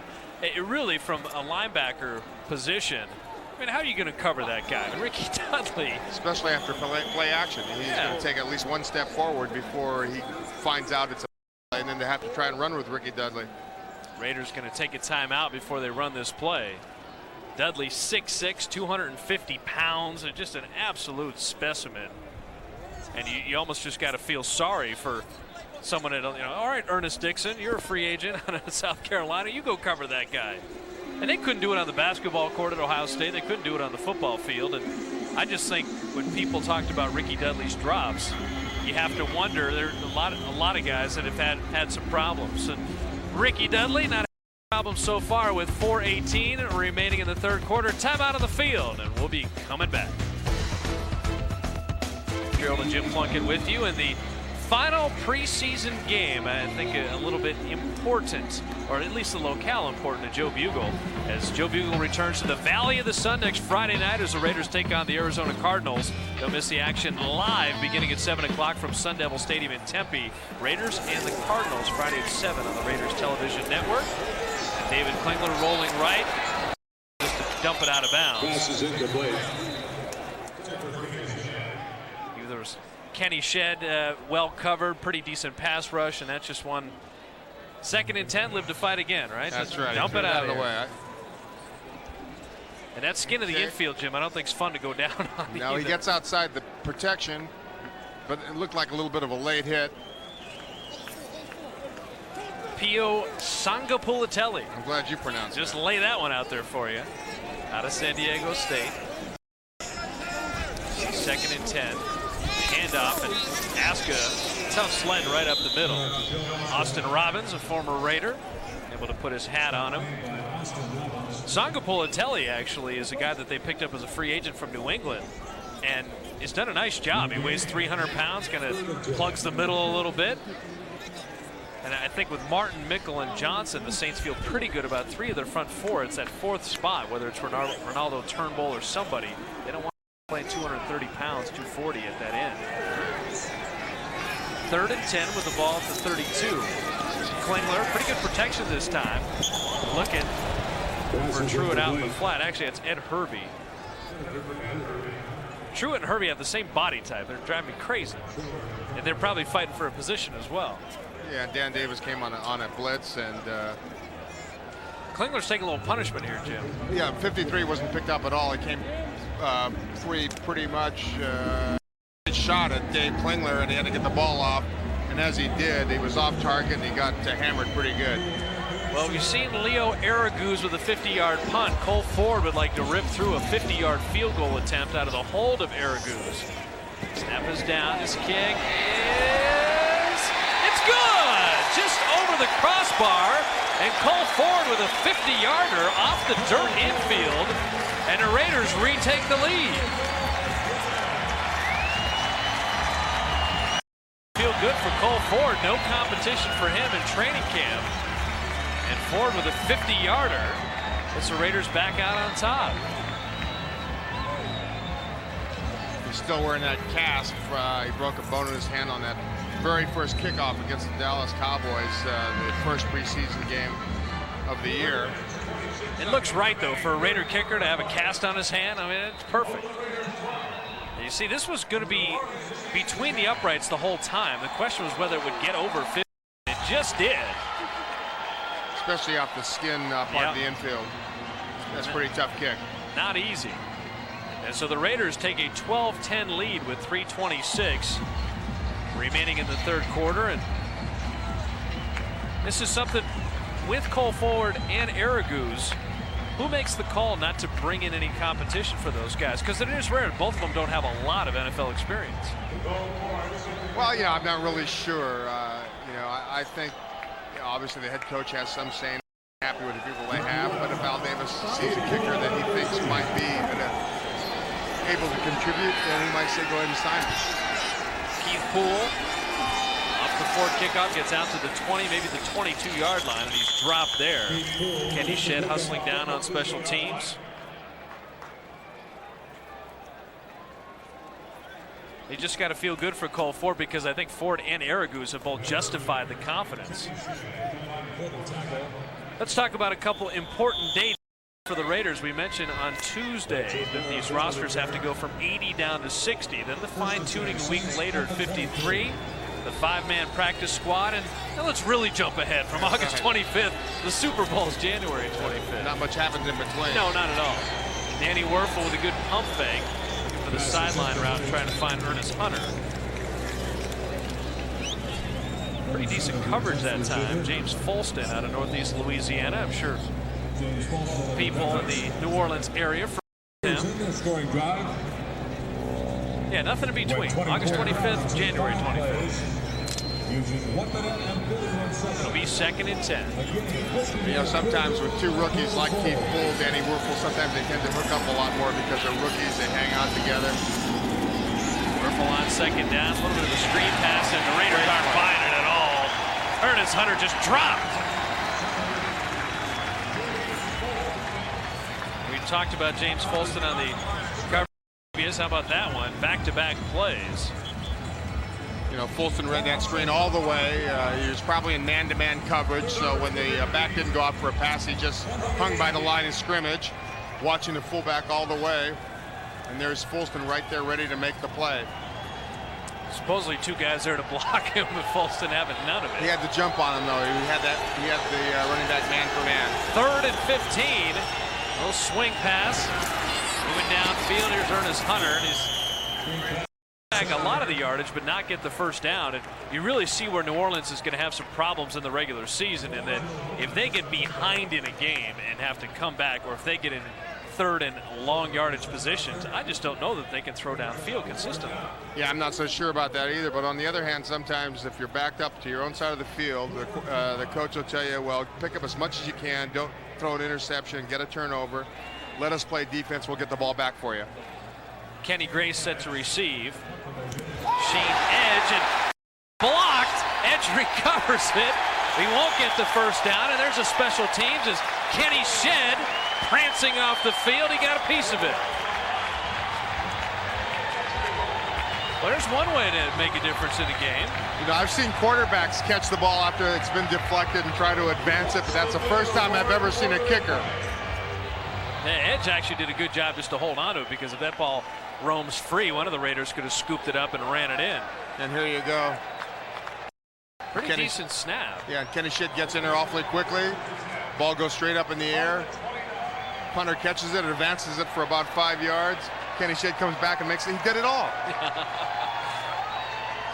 Kenny Shedd, as we had talked about earlier, kind of pushing James Jett for playing time at wide receiver.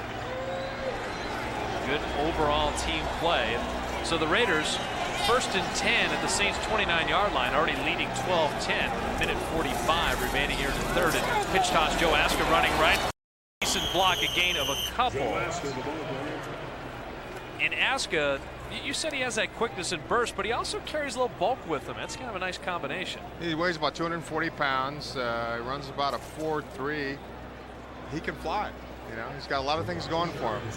Last year, he played a little bit, had some big games, but as the season progressed, he was still young, made a lot of mental mistakes. And, they felt it was better to keep him out a little bit, not playing as much. Well, some of those mental mistakes, as we talk about picking up blitzes, various things like that, right, real important. Klingler on second down is going to go down. Brady Smith out of Colorado State, the third Saints sack of the afternoon. And I don't think Klingler had anyone to throw it to. Pretty good coverage on Kenny Shedd, who was the intended receiver in the end zone. Yeah, and for the Saints, it doesn't seem to matter much who's in there. Defensively, I think Mike Ditka has his guys going up the field and coming after the quarterback. That's a tough, hard-nosed play. And number 68, Cunningham just couldn't keep him out away from Dave Klingler. And we mentioned Brady Smith and Jared Tomich also battling with Ronaldo Turnbull for that end spot. Turnbull with the big money contract. And a flag flies here. This is a guy in Ronaldo Turnbull, Jim. First pick in the 1990 draft for New Orleans. He's making $3.7 million. Number 68 on the offense. He's moving prior to the ball being snapped. The 5-yard penalty, still third down.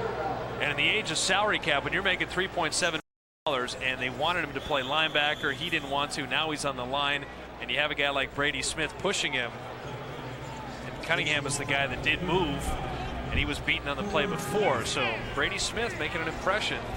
And Ronaldo Turnbull, maybe a big name guy on Tuesday that is moved around. It's going to be offsides on New Orleans, so a free play for Klingler. He knows what to do with that. They'll tuck it under at the 30, at the 25. Good slide that time. Safe at the 20-yard line. David Klingler, I think, is had a very impressive preseason. He is healthy physically now, broke down and reworked his throwing mechanics, and just looks real comfortable out there. He does. You know, it's his second year with the Raiders, and here he is dropping back. Can't find anybody open, feels the pressure, takes off up the field, and picks up 15 yards. And more importantly, gets down. Yes, that is more important, I think. How are you on the slide? Did you have a hook slide? God, we didn't have the slide until about my last couple of years in the league before you take the hit, whether you like it or not. Right, yeah, you slide, someone's going to throttle you right there. So Cole Ford already with a 50-yarder. This is a 40-yard attempt, but the third quarter will expire before he has an opportunity. But he's going to get to kick it off grass, so he's probably happy about that. Timeout on the field. The Raiders come back with an attempt of a field goal. They lead already, 12-10.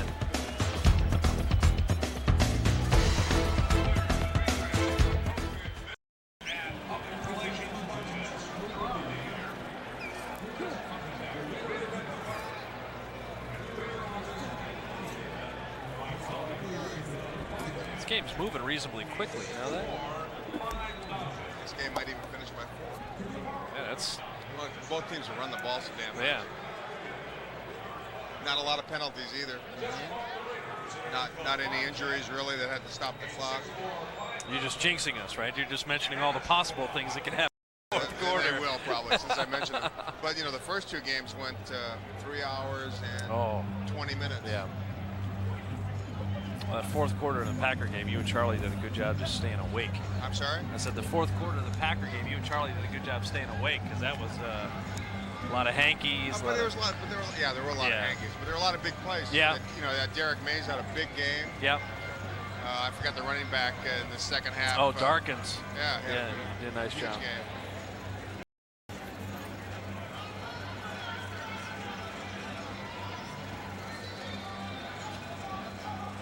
Even make or miss, right? I gotcha.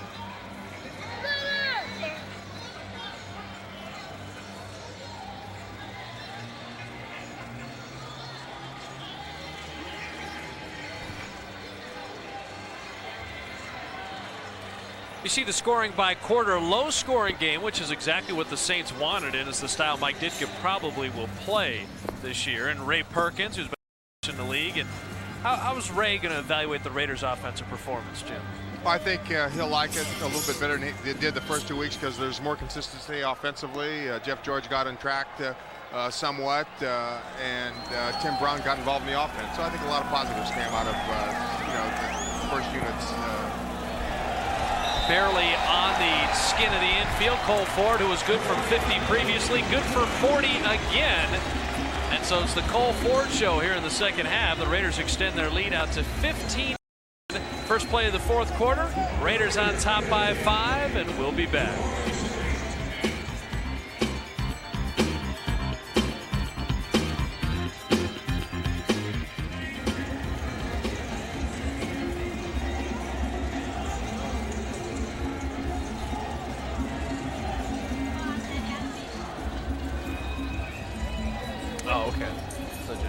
shut up, is what you're saying. I think it'd be better if they just said, shut up is so much more descriptive. Hey, you two guys with the headset, shut up.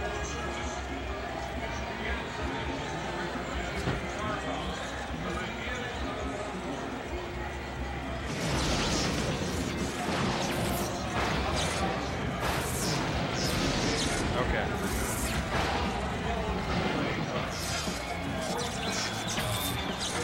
You run the electrocution before you come to us, right?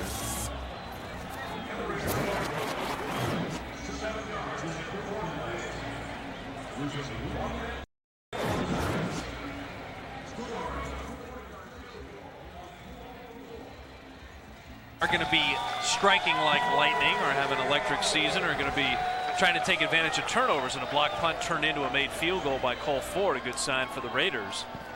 Ford kicking deep with Troy Davis and Keith Poole back deep, and Davis is going to bring it out. Here he comes out to the 10, and a poor decision out to the 13-yard line. And this is a example, Jim, of maybe a guy trying to get noticed and make a ball club, and probably the smart thing to do just been kneel down. No, I think you're absolutely right. You know, only so many opportunities, and you want to take advantage of that one, although it was probably a poor choice on his part. A couple 2,000-yard seasons for Troy Davis, and Mike Ditka doesn't change the expression, just keeps banging on the gum a little bit. Made field goal the first play of the fourth quarter. Dropping back to pass, Werfel overthrows his tight end, Ricky Brady. There's a late flag there. It's one that the crowd here at the Coliseum disagrees with. See, very demonstrative. Lorenzo Lynch is having none of this one. Claiming it was uncatchable because it was so far over his head, which it probably was. Number 43 on the defense. That's the first down. Well, he's right. I mean, that's a situation where there's so many rule changes over the years that have favored the offense that if the ball can't be caught, come on, don't throw this flag. Werfel's got plenty of time. The ball is behind him and overthrown. I think Lorenzo Lynch had an absolutely perfect case. I think that ball was uncatchable. Fred McCrary busting through the Raider line. A good gain on first down. Near the first yard down stick again for a 10-yard scamper. Yeah, you don't see that uncatchable ruling probably as often as it should be. And after a while, you start to feel persecuted if you're a defensive player. Wait a minute. For sure, especially if you do a good job in coverage and you feel you're doing your part. Lorenzo Lynch very active in the media this week, saying the stats don't lie. I can play the safety spot. He wanted the hanky on him. Just short of the first down, 2nd and 1. Werfel back to pass, sideline route, jump ball. It was caught bounds. Perry Carter had the coverage on Mercury Hayes, and Hayes out of Michigan in that battle with Keith Poole that we talked about. Also Eric Gulliford. Hill, Hastings, and Hobbs are all going to make the Saints team. One of those three guys is not. More than likely keep 5 wideouts, Jim? Is that probably? Because usually they can help double on special teams. They've got the speed. Well, there's that kind of the shot put delivery. It did look like Perry Carter ran into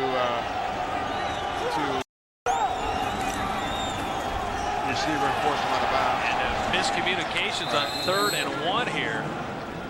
It's got to be a lonely feeling for a quarterback. You turn the hand off. Wait a minute, the guy's by me. I've been there. I know what it's like. But he's young. What usually is the problem? Is it the quarterback's fault or is it the running back's fault? Oh, you know, here you go. Watching Werfel, it looks like, you can't tell. I don't know if the quarterback turned the wrong way or the halfback was going the wrong way. Can't tell from here, but they're probably pointing at each other. Werfel did get the first down, though, so kept his head about him and moved the sticks. On first down, they do get the handoff this time. And Troy Davis is not having a great series here. He probably should not have brought the kickoff out of the end zone, and he really hasn't busted loose. For a guy who's had a couple 2,000-yard seasons in college, I think his longest gain today has been about 5 yards. And yeah, there again, his size is a question. He's 5'8", not a very big man. Runner in college, but this is a little bit different ballgame. Absolutely. And Perry Carter is a guy that at 26 is out of place in the Raiders secondary. I thought you had to be about 34, 35 years old, right, to play in the silver and black? Yeah, they like those experienced backs back there. Well, it's when they're experienced when they're making great plays, and then they're old if they're getting beat. Isn't that how it always works? Exactly. 3rd and 1. Ball just across the 45-yard line on the infield. A handoff, and a Raider defensive line is going to deny the first down attempt. Popping up, Leroy Glover with a good play that time. Fred McCrary didn't get there, and winner Mike Ditkitt's preseason. You're down 15-10. Why not go for it? Here you go, just penetration once again, which has been a trademark of the Raiders defensive line today, and able to get in the backfield before the play even got started. But penetration is the key there. So 4th and 2, we actually lost a yard. You see Ditkitt chopping on the gun. They're going to go for it. Davis, he'll have the first down. And a good line surge that time. Left side of that New Orleans line prevented the penetration you were just talking about. Mike Dick ever smile? Never. I haven't seen him smile too often. Just look at that. It's are we winning? Are we losing? Did he make the first down? Did he not? Ditka probably smiles on the golf course. He headed down almost a 3 handicap. He can ball. Got tired of playing golf. He's back coaching. Hand off. The Saints keeping it on the ground. Now, if this is the offense they run in games, as McCrary, the ball carrier, they do some practice all the time. You got to line up both your teams in training camp in Wisconsin. It's 105 degrees and just bang out 2-yard gains all day. Oh, yeah, kind of. But in practice, they go a lot further.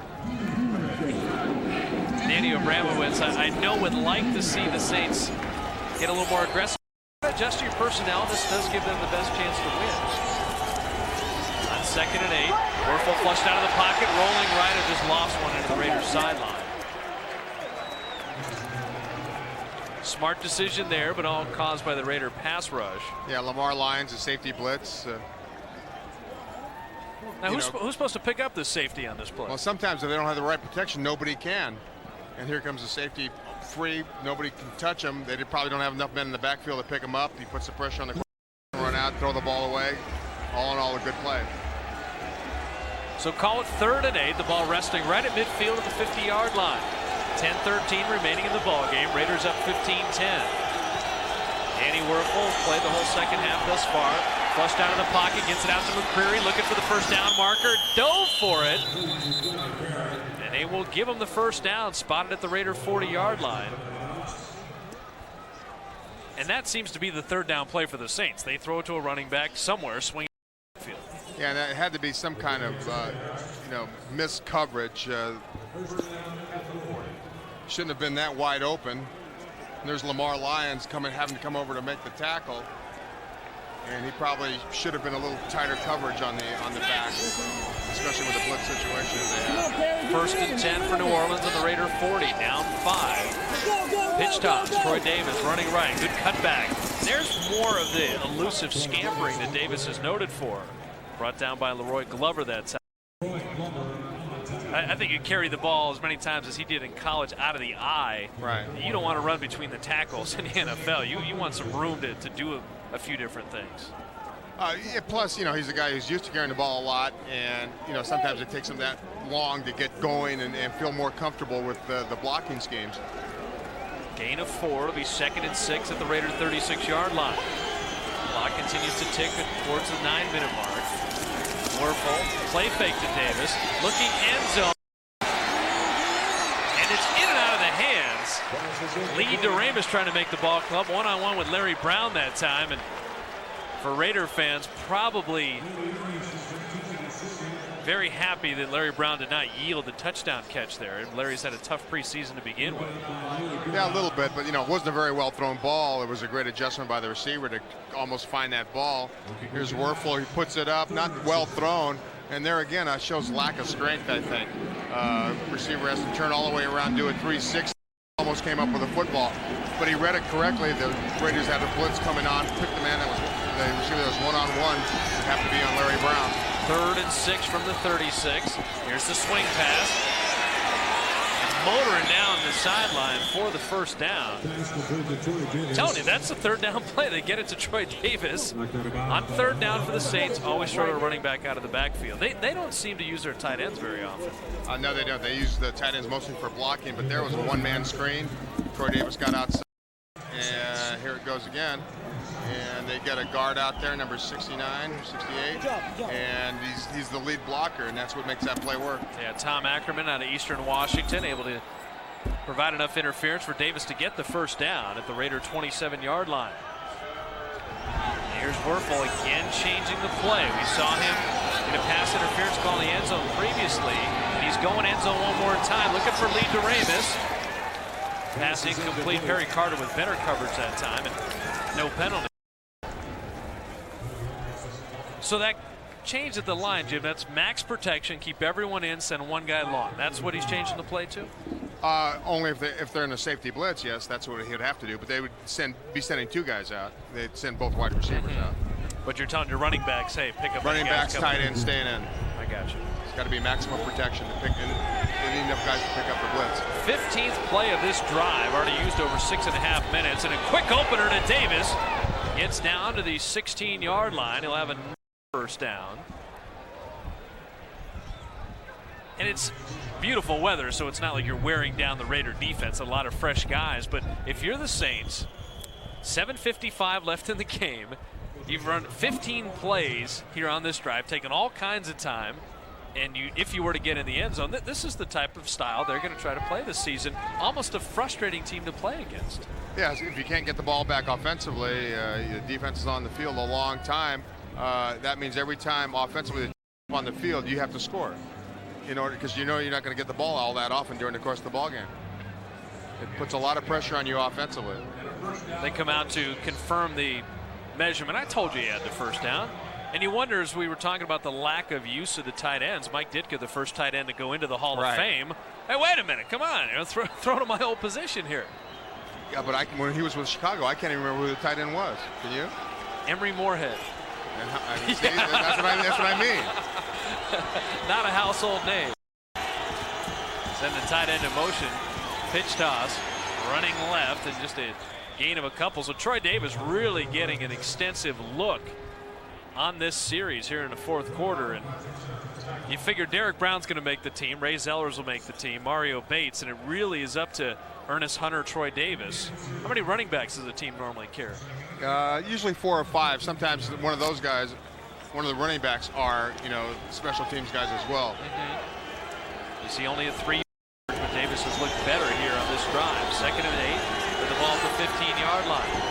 Under 7 minutes remaining in the game. Raiders up 15-10. Good toss by Danny Werfel that time. Is really a nice read with Brent Besh out of LSU. Threw it before he even broke and threw it to a spot, and it was accurate. And that's what they were saying about Danny Werfel. Not the strong arm, but he anticipates well. And when I said 4 or 5 running backs, I was counting fullbacks and halfbacks. Sure, yeah. Not just the running back position. James Folston is down on the 20-yard line. Appears to be some type of leg situation, and we'll wait for them to sort that out. Saints on the prowl with 6:51 remaining in the game. Raiders still leading 15-10, but that may change soon.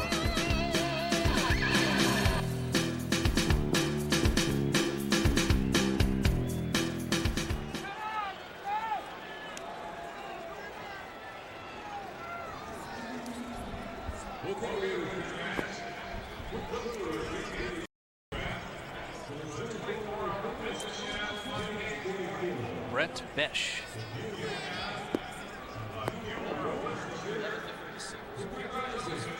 The Saints? Okay. Did you know him? Sigler? Yeah. Well, what's odd is you start to look at some of the ages here. Sigler's 31. Royals, the punter's 33. Other than that, every single guy that plays offense on this team is under 30 years old. A lot of them are older than 25, 26. Quadriplegic code! I've been quadriplegic! Put me in! All stick! All stick!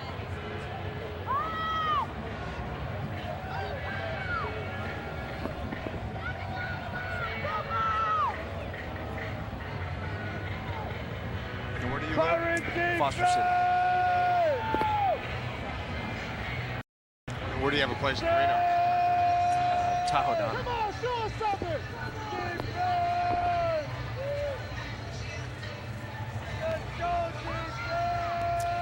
Raiders holding on to a 15-10 lead with 6:51 remaining in the ball game. Bob Fitzgerald and Jim Plunkett with you at the Oakland Coliseum. And Jim, you do your face like that for most home games, right?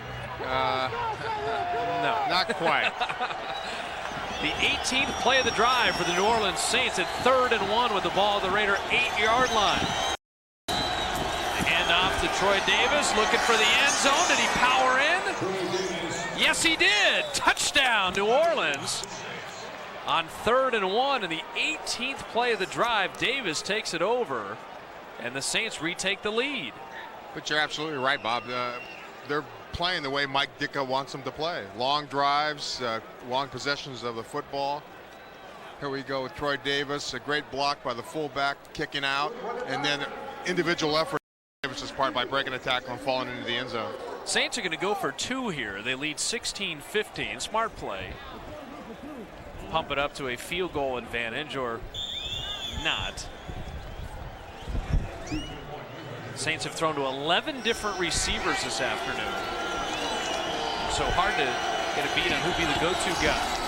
Werfel, short set, batted down at the line, and the Raiders deny the 2-point conversion. Say Fu'amui out of Hawaii. Got a big hand on that one, and it remains a 1-point game with 6:32 left in the ball game. And part of that, I think, is from Danny Werfel's delivery. He doesn't throw it from a very high spot, and Fu'amui did a great job getting both hands up. 6:32 remaining in the ball game. We got a 1-pointer, but now the Saints are on top.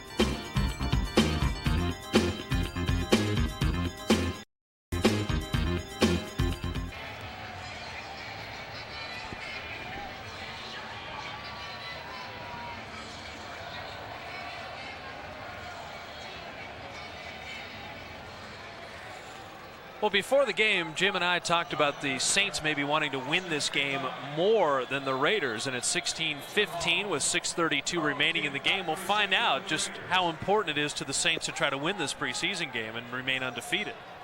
Well, it's important to both ball clubs. A good attitude about your football team. You want them to experience the winning part. So it's important for both teams, but some teams have more emphasis than others. John Bexford kicking to Carl Kidd, gets it at the 4-yard line, out to 10 to 15. Kidd, who had a pretty good return the first time at the 25, out near the 30, be dropped at the 29-yard line. And that's where the Raiders will begin their drive and looking to win this ball game in front of the home fans. 6:21 remaining in the ball game. Saints on top 16-15, but don't go away.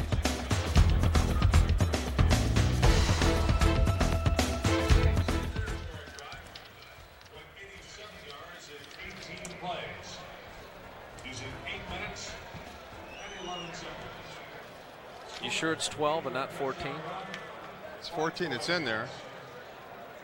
Is that Hollis? Who is that? It's a wide receiver otherwise. Well, Branscombe playing. As a wide receiver? Oh, wait. Yeah. I think they put in Hollis. Okay, what's he got for me? Greg, anything in particular? Vociferous fans and down on the sidelines. Is he dressed this way? No, I just think it's Vern Glenn. What's going on, Vern? All right, Bob, this is the last shot for a lot of players. There may be some cuts tomorrow, and then, of course, by Tuesday, the Raiders have to get down to some 60 players. And one of the stories is Ricky Irvin's the running back. We have him. Irvin's a guy who had a pretty good year with the Redskins, over 1,000 yards, and after 6 years, he may be looking for work. Back upstairs. Donald Hollis is the new quarterback. Over the middle and moving downfield is Marcus Hinton. So the Raiders, with Ricky Dudley being out, go to the backup tight end, and Hinton with a huge gainer of 53 yards and already in field goal range, Jim. You go to your third string quarterback, you go to your third string tight end, you get a 53-yard connection, and you're in a position to win the ball game. Biggest play of the game already. Right. That's it. So Donald Hollis out of Rice was the backup to David Klingler in Cincinnati, and then Klingler's wife and Hollis's wife, very good friends, and got Donald an opportunity here with the Raiders. At the 10-yard line, the ball falls incomplete as Kenyon Branscombe unable to come up with the catch, but it's bad. Not bad. Worked out fine for him. Smart move by Mrs. Klingler. Just call up Donald Hollis. 2nd and 10. Raiders trailing by 1. The give to Asker running left, looking for the 15-yard line. Late flag flies. And I think Rick Cunningham is going to be whistled for a holding. Already in Cole Ford's range. But this holding penalty may back them up further. Holding, number 68 on the. And that is the call. Rick Cunningham out of Texas A&M, who struggled a little bit this afternoon. Still 2nd down.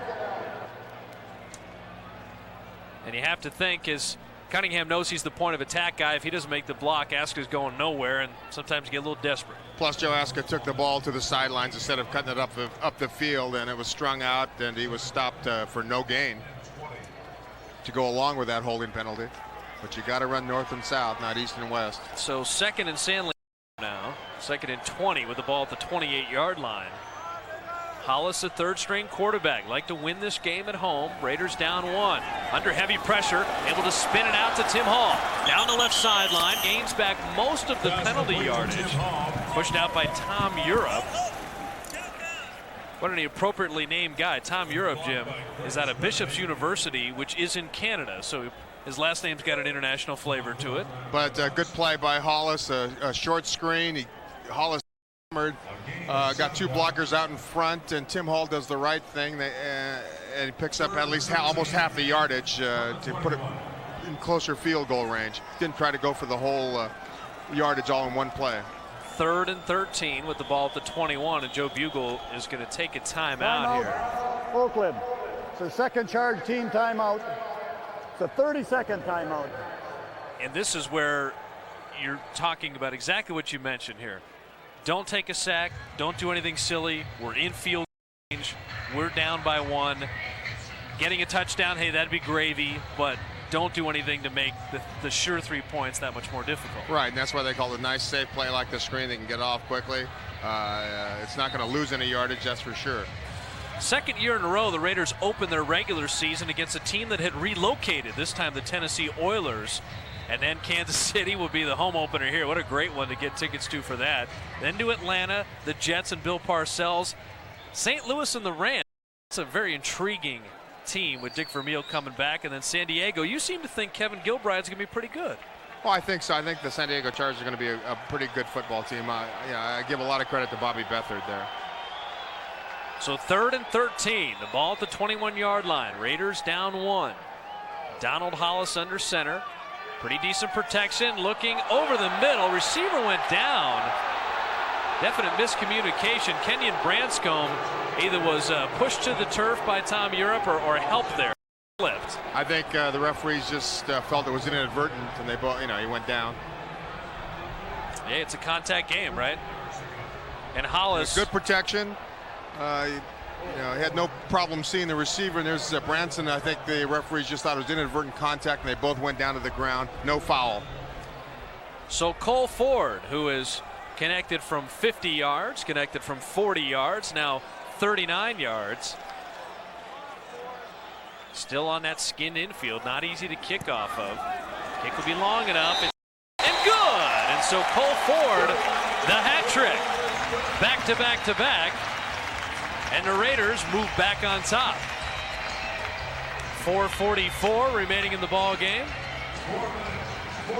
That's a good confidence builder because that's simulating a very pressure situation. A game-winning field goal. Still some time left, but Ford comes right through, and all 3 off the dirt infield.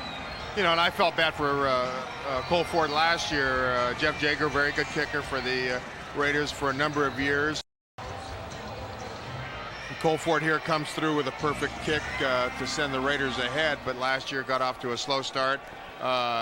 missed some key kicks that could have won some games for the Raiders, and was under a lot of pressure. So I'm happy to see him doing well at this point. The scariest thing for kickers is when they say kicking a football, it's like your golf swing. And you're thinking, if you play golf at all, as erratic as my swing is, these poor guys, from a confidence standpoint, really to get in that groove and stay in that groove the whole time, rarely venture out onto the field. They kick the field goal or the kickoff. A lot of downtime standing there and sitting around, and then be called upon in a pressure situation. Not a job too many people can handle and do well over the years. No, you have to have certain personality to be a successful kicker. And Ford, the cast on and everything. It's the cast, Jim. That's why he's made all three. He's leaning the right way. Troy Davis out of his own end zone at the 10, at the 15-20. Davis looking for a block, gets it, gets out of the sideline, and Cole Ford, cast and all, puts a stop to Troy Davis at midfield. There's a flag down at the 41, but don't have my kicker with a broken bone in his hand have to make a tackle on special teams. And next week we'll see him come out with two casts on, just to balance them out. I knew you were going to say that. Yeah, well. It is holding on the Saints, so part of this is coming back. It was a 52-yard return. And in the open field, you can see where Davis does a nice. Definitely holding, but good blocking at the point of attack. Troy Davis takes it up the field. There he goes again, puts his head down. There's Cole Ford delivering a knockout punch there. Well, Ford says, wait a minute, Davis only goes about 180 pounds, so take a shot out there. Good job with it. Jeff George said, look, you knocked him back. Way to go. Doug Nussmeier is the new quarterback for the Saints, their third-string quarterback. The left-hander out in the flat, in and out of the hands, and dropped that time by Brett Besh. And Nussmeier can't be pleased, as we talked about people fighting for jobs. He wants to unseat Danny Werfel. Yeah, but that was, he did everything he was supposed to do. Good play-action pass, put the ball right on the money. And the coaches realized that. Nussmeier's had a pretty good preseason. It's been instrumental, those two touchdown passes and the victories over Tennessee and Kansas City. 2nd and 10 with the ball at the 31-yard line. 4:24 remaining. Raiders on top. Nussmeier, all kinds of time. Down the middle has Nicky Savoie out of LSU. Easily for the first down. And the Raiders were in that double zone, which leaves a tight end one-on-one with the linebacker, and 9 times out of 10, that tight end is going to beat that linebacker trying to cover him. Here you have it, a great pass. Linebacker got caught up at the line of scrimmage, and he made a great catch between two safeties. Nussmeier's played in the league 4 years out of Idaho. And just as Donald Hollis led his team down, Nussmeier would like to do the same and to give up the middle to Ricky Whittle to the 40-yard line on first down, a game of about 5. Well, considering that we've seen 2 drives nearly 8 minutes long from the Saints already with 3:30 remaining, this would probably be the last offensive possession one way or the other. Either they're going to kill this clock and try to win it with a field goal, or else the Raiders are going to stop the ball back, one or the other. And the Raider coaches would like to see some of these guys on defense who aren't starters step up and play a little bit tougher. 2nd down. Nussmeier, hand off, and there's the Raider pressure on Derek Brown. Leroy Glover bolting in there, and we just talked about Mike Ditka wanting to win these games. Well, Derek Brown is listed number 1 on their depth chart at halfback, and he's in the game here with less than minutes left in the 4th quarter of a preseason game. And you're right, they do want to win this game, but Leroy Glover makes good penetration, knocks Derek Brown right off his feet. Once again, it's penetration. Penetration is a key so often with the defensive line. So here we go on 3rd and 10 out of the shotgun for Doug Nussmeier. 3 wide receiver set. Nussmeier on the infield portion. In trouble. Flushed out. Rolling left. Sacked and dropped. He wasn't able to get rid of the football, but excellent closing coverage. Lorenzo Lynch and a big play as the Raider defense is stiffened, and the coverage downfield was also spectacular. Nussmeier had nowhere to throw it. They had nowhere to throw it. They didn't go that double coverage. So often they were getting hurt by the tight end. So what they did was they double covered anybody coming over the middle, and Nussmeier had nobody to go to. And then Lorenzo Lynch, who was able to run him down. And Lorenzo Lynch, so often guys go for quarterback's arms, but he just... Here's Larry Brown, excellent coverage, although he does finally break through at the end. Still, by the time he was open, the pressure got to Nussmeier. Kenny Gray set to receive a Shane Edge punt, so the Raiders do a nice job forcing the Saints to relinquish the football. Ball bounces at the 1-yard line, still and a diving attempt. Is it down at the 1? They'll say yes. So a great special teams play as Rob Kelly, the second pick in this past year's draft out of Ohio State, got downfield. Under the 2-minute mark, 1:50 remaining in the ball game. The Raiders pinned in their own end, but they have the lead, and we'll be back.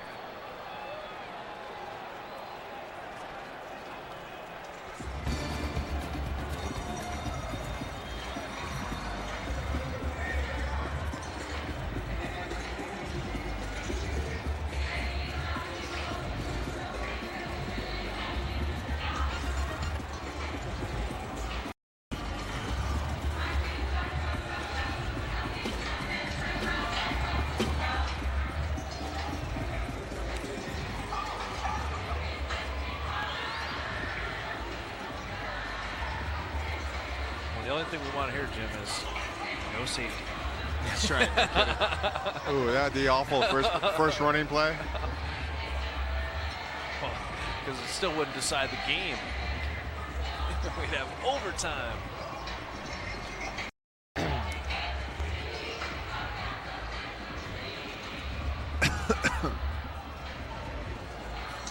Sure, but actually, I think both clubs got a lot out of today. Oh, I agree. I agree. They got a lot of things accomplished they want to get accomplished. Yeah. I don't think as much in the first half, other than the good George drive, but the second half has been good. There's been a blocked punt. You've had both teams' quarterbacks move the ball down the field. You got to see Werfel a little bit. Okay. Detroit did a little bit.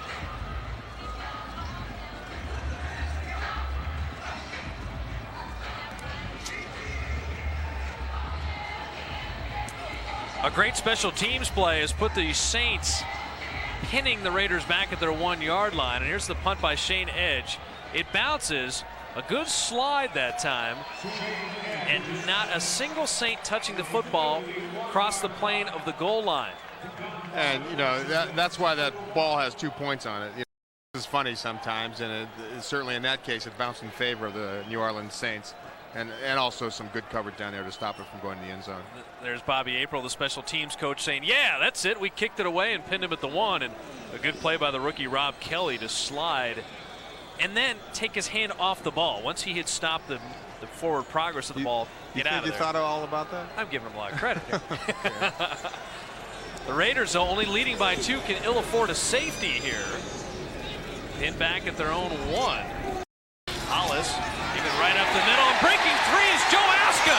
Aska at the 20, down to the 24-yard line. Neck-tied, but not until he has a first down, has the Raiders out of trouble, moves the sticks, and keeps the clock moving all at once. You know, so often in those situations, when you want the ball back, you're bringing everybody. They overrun the ball carrier, and he slips right past everybody. Just in this case, great job at the point of attack. They cut everybody off. Were at their knees. They couldn't stop Joe Aska from getting through the hole. Yeah, and that was the key word there, Jim. You mentioned cut blocking. Take out their knees, get them low, and Aska just kind of hurtled over the initial line of scrimmage, and goodbye. Plus, there's no pursuit because everybody's coming towards the line of scrimmage. We just talked about how this preseason game, at halftime, we're both sitting here in a 9-3 game. The game kind of meandered through the first 30 minutes, but the second half has been good. We've seen some pressure field goal kicking. We've seen both teams answer the challenge here. Tell me about your power rankings for the regular. Well, this is the way I kind of see the AFC this year, with New England on top because they're defending AFC champions. Denver Broncos 13-3 last year. The Raiders right up there, and the Pittsburgh Steelers, always a tough team. Donald Hollis will keep it on the ground to Aska again. The clock continues to run after the Saints had taken time. Keith Mitchell on the stop. And Do you really think that the Steelers, even though they keep losing guys, that they still have enough to be in contention? Well, this isn't the first year they've lost guys. Oh, you're right. You know, and so they've been able to maintain that continuity. They've been able to win, you know, and get in the playoffs year after year, even though you know, a lot of players are leaving them. You know, the big loss, Ken Green a few years ago. You know, he goes to North Carolina, but it didn't. And Ron Woodson was injured that entire year, and yet they're back in the playoffs. Tom Zach started part of the year. Well, tell me about Cordell Stewart. What's your impression of this slash guy who's now been given the starting quarterback job by Bill Cowher? Well, he's an exciting player. I've seen him play a number of times at different varied positions. I saw him play at Colorado. He's a guy who can do it all. Whether or not he has enough drop back experience to carry that football team remains to be seen, and I think it's just a good thing to have Mike Tomczak there. Raiders 88 seconds away from moving to 2-1 in the preseason and dropping the Saints to the same record. They give it to Aska again. One more first down ought to do it. New Orleans only one timeout remaining. It's going to bring up 3rd and short, and you see Joe Gibbs. As New Orleans uses Joe Bugle. I can't see Bugle without seeing Gibbs because they were so intertwined. You talked to Joe Bugle for years. He says he thought he was married to Joe Gibbs. They used to live at that Redskins training facility. They were joined at the hip for a while. There's no question about that. He was his assistant head coach. Did a great job with the Hogs and that offensive team for the Washington Redskins. And, you know, we played him in the 1984 Super Bowl. And, man, you beat him. Yeah, we did. But we lost to him during the regular season. And, you know, they say about payback. We were more prepared when we stepped on the field in the Super Bowl because we had lost to him during the regular season. Well, Joe Bugle tells a story that there was a pact among all the assistants. If anyone actually passed away, say it was at work because the insurance covered them. I remember that story. Yeah, I mean, it's talking about guys that spent all their lives there. So Donald Hollis on 3rd down. The Raiders going to throw the football, and it's incomplete. So an odd play call here with only 1:18, Jim. That's going to stop the clock and give the Saints another opportunity. You know, I don't think it's odd at all, although except for stopping the clock. But you want to get a first down. Say you run the ball, don't get the first down, they'll call timeout, get the ball back anyway. I think it's a good play. It's man-to-man. They're going to be coming at you. It's time to surprise them. And I think it was a good call, but the protection broke down. So now it's up to Leo Araguz to boot this one away, keep it away from Eric Gulliford, and let the Raider defense hang in there the final 1:18. Araguz with a booming kick. Good hang time, but Gulliford's going to have an opportunity at the 20. At the 30-yard line. It's out to the 35. And the Saints, needing a field goal, will have one more chance. Calvin Branch, who's trying to make this team as a converted cornerback, on the tackle. And so Doug Nussmeier, one more chance. And you're right when you talk about the play calling. Some people say, well, run it out. And I thought the Saints were out of timeouts, which is why I was saying run it. And they are actually, as I look up at the board. Because that would have allowed the clock to tick. But Nussmeier's going to have to do this with no timeouts here. So sideline. The order of the day with out of the shotgun, 3 wide receiver look. Doug Nussmeier, the left-hander, back to pass. Under pressure, rolling. Almost intercepted. Larry Brown. Good closing coverage on Brett Besh there. And there's definitely a young person's mistake. You should have just thrown the ball away and line up and go another down. Pressure was on him. He had to run out of the pocket. Runs to his left because he's left-handed. Pressure also coming from his right, and then to throw it into a crowd with the defenders closing on a very poorly thrown football. All it did was spell trouble. Line up and play another down. 2nd and 10. Again out of the shotgun. Nussmeier will feel the heat, throw it down the sideline. And he had Lee Doremus on that right sideline. He had beaten Calvin Branch, but a poorly thrown ball. And caught by Chester McLaughlin, and the fans like that. Chester, pretty good hands. But, you know, one of the reasons it was on Bob is that, you know, he was under a lot of pressure, and he had to get it off, and he was just trying to throw it into the direction of his receiver. Look at Chester McLaughlin. Chester looks big even without shoulder pads on. He's a big guy. There's no doubt about it. But standing next to Darrell Russell, he looks like a kid. So 3rd and 10. Ball at the 34-yard line. Nussmeier, the Saints down 2, off his back foot again, throws it high, batted away, and broken up right on the Raiders sideline. Good job by Calvin Branch, and you can see his teammates appreciative of a guy trying to make the team, making a big play. Yeah, and Calvin Branch, has a tough road to hoe. He's way down on the depth chart, but that was a very fine play, and a lot of people will take notice, especially the coaches. That was great coverage. Yeah, he closed very well. The ball took a long time to get there, and it enabled him to close on the ball and knock it away. Last opportunity for the Saints on 4th and 10. 48 seconds left in the ball game. Raiders with an 18-16 lead. Nussmeier to pass and throws it to nobody. On downs, the Raiders take over, and it's nothing but kneeling down that will allow them to win this game. Yeah, just a little bit of communication when the receiver was running up. Nussmeier was throwing an out. Certainly didn't set well with Mike Ditka. He threw all his equipment onto the ground. A little disgusted. You see, after Nussmeier threw it away, Mike Ditka sees his undefeated preseason end, and that's the end of that headset too. Yeah, that's not coming back for another game either. Goodbye. And then he had some real gentle, encouraging words for Doug Nussmeier, as you were talking about earlier. That's right. Well, if your team's ahead, this is your favorite play in football, as Donald Hollis takes one knee and allows the final 35 seconds to run down. And I think you're right that you have a situation where the Saints got out of this game what they wanted to. They are a 3-win team. Raiders, very physical team. The Saints hung in there from a Raiders standpoint. You won the game. You got a real nice crisp drive from Jeff George. Your defense made some plays at the end to win it. That's what preseason should be. No major injuries. Everybody move on. Exactly right. And I think you said it as well as anybody could have said it. I mean, it was all taken care of today. A lot of good things happened today. The things that weren't so good, they're going to work on. They're going to bring that back to training camp and work on those. The tough part comes when they've got to cut down to 60 players. And that will be on Tuesday. Joe Bugle, Mike Ditka have a lot to talk about as far as 80 players down to 60 players. You see Heath Schuler and Jeff George, a final conversation. Once again, our final score, the Oakland Raiders moved to 2-1 and dropped the Saints to 2-1 as well, as the Raiders hang on to win 18-16. And Jim and I will be back with a final word.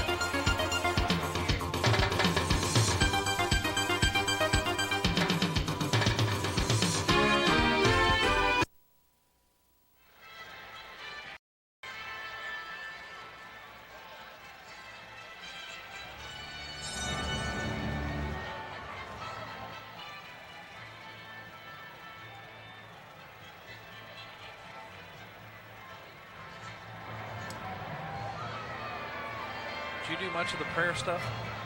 Huh? Did you do much of the prayer stuff when you were playing? Please.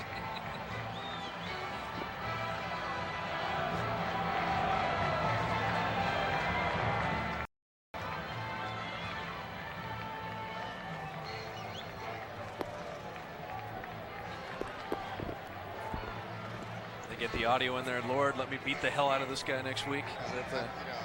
After you say after you say the Lord's Prayer, the next word that comes, after you say amen, the next word is let's go kick your butt. Yeah, exactly.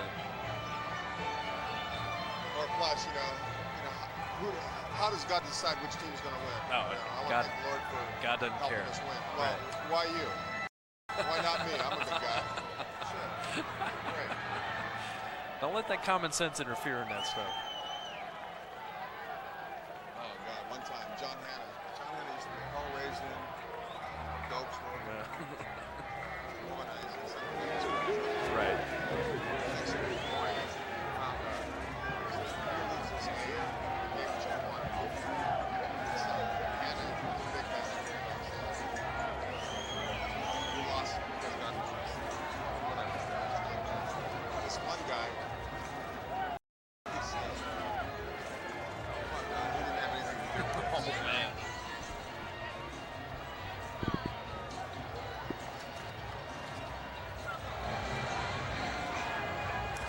Bob Fitzgerald and Jim Plunkett getting ready to sign off from the Oakland Coliseum, where the Raiders beat the New Orleans Saints 18-16. Both teams got what they wanted out of the game, but I still think the Raiders would rather have won it.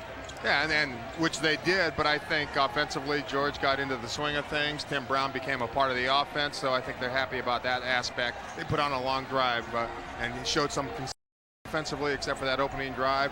On the first unit, they shut down pretty much the Saints the rest of the way. So a lot of progress was made in today's football game.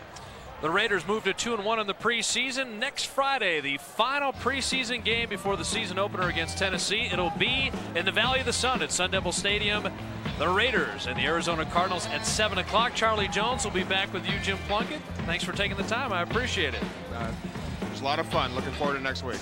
It was Cole Ford making all 3 field goals. The Raiders with the victory 18-16. For Jim Plunkett, this is Bob Fitzgerald and our fine production Raider football crew. We'll see you next time as the Raiders take care of the Saints.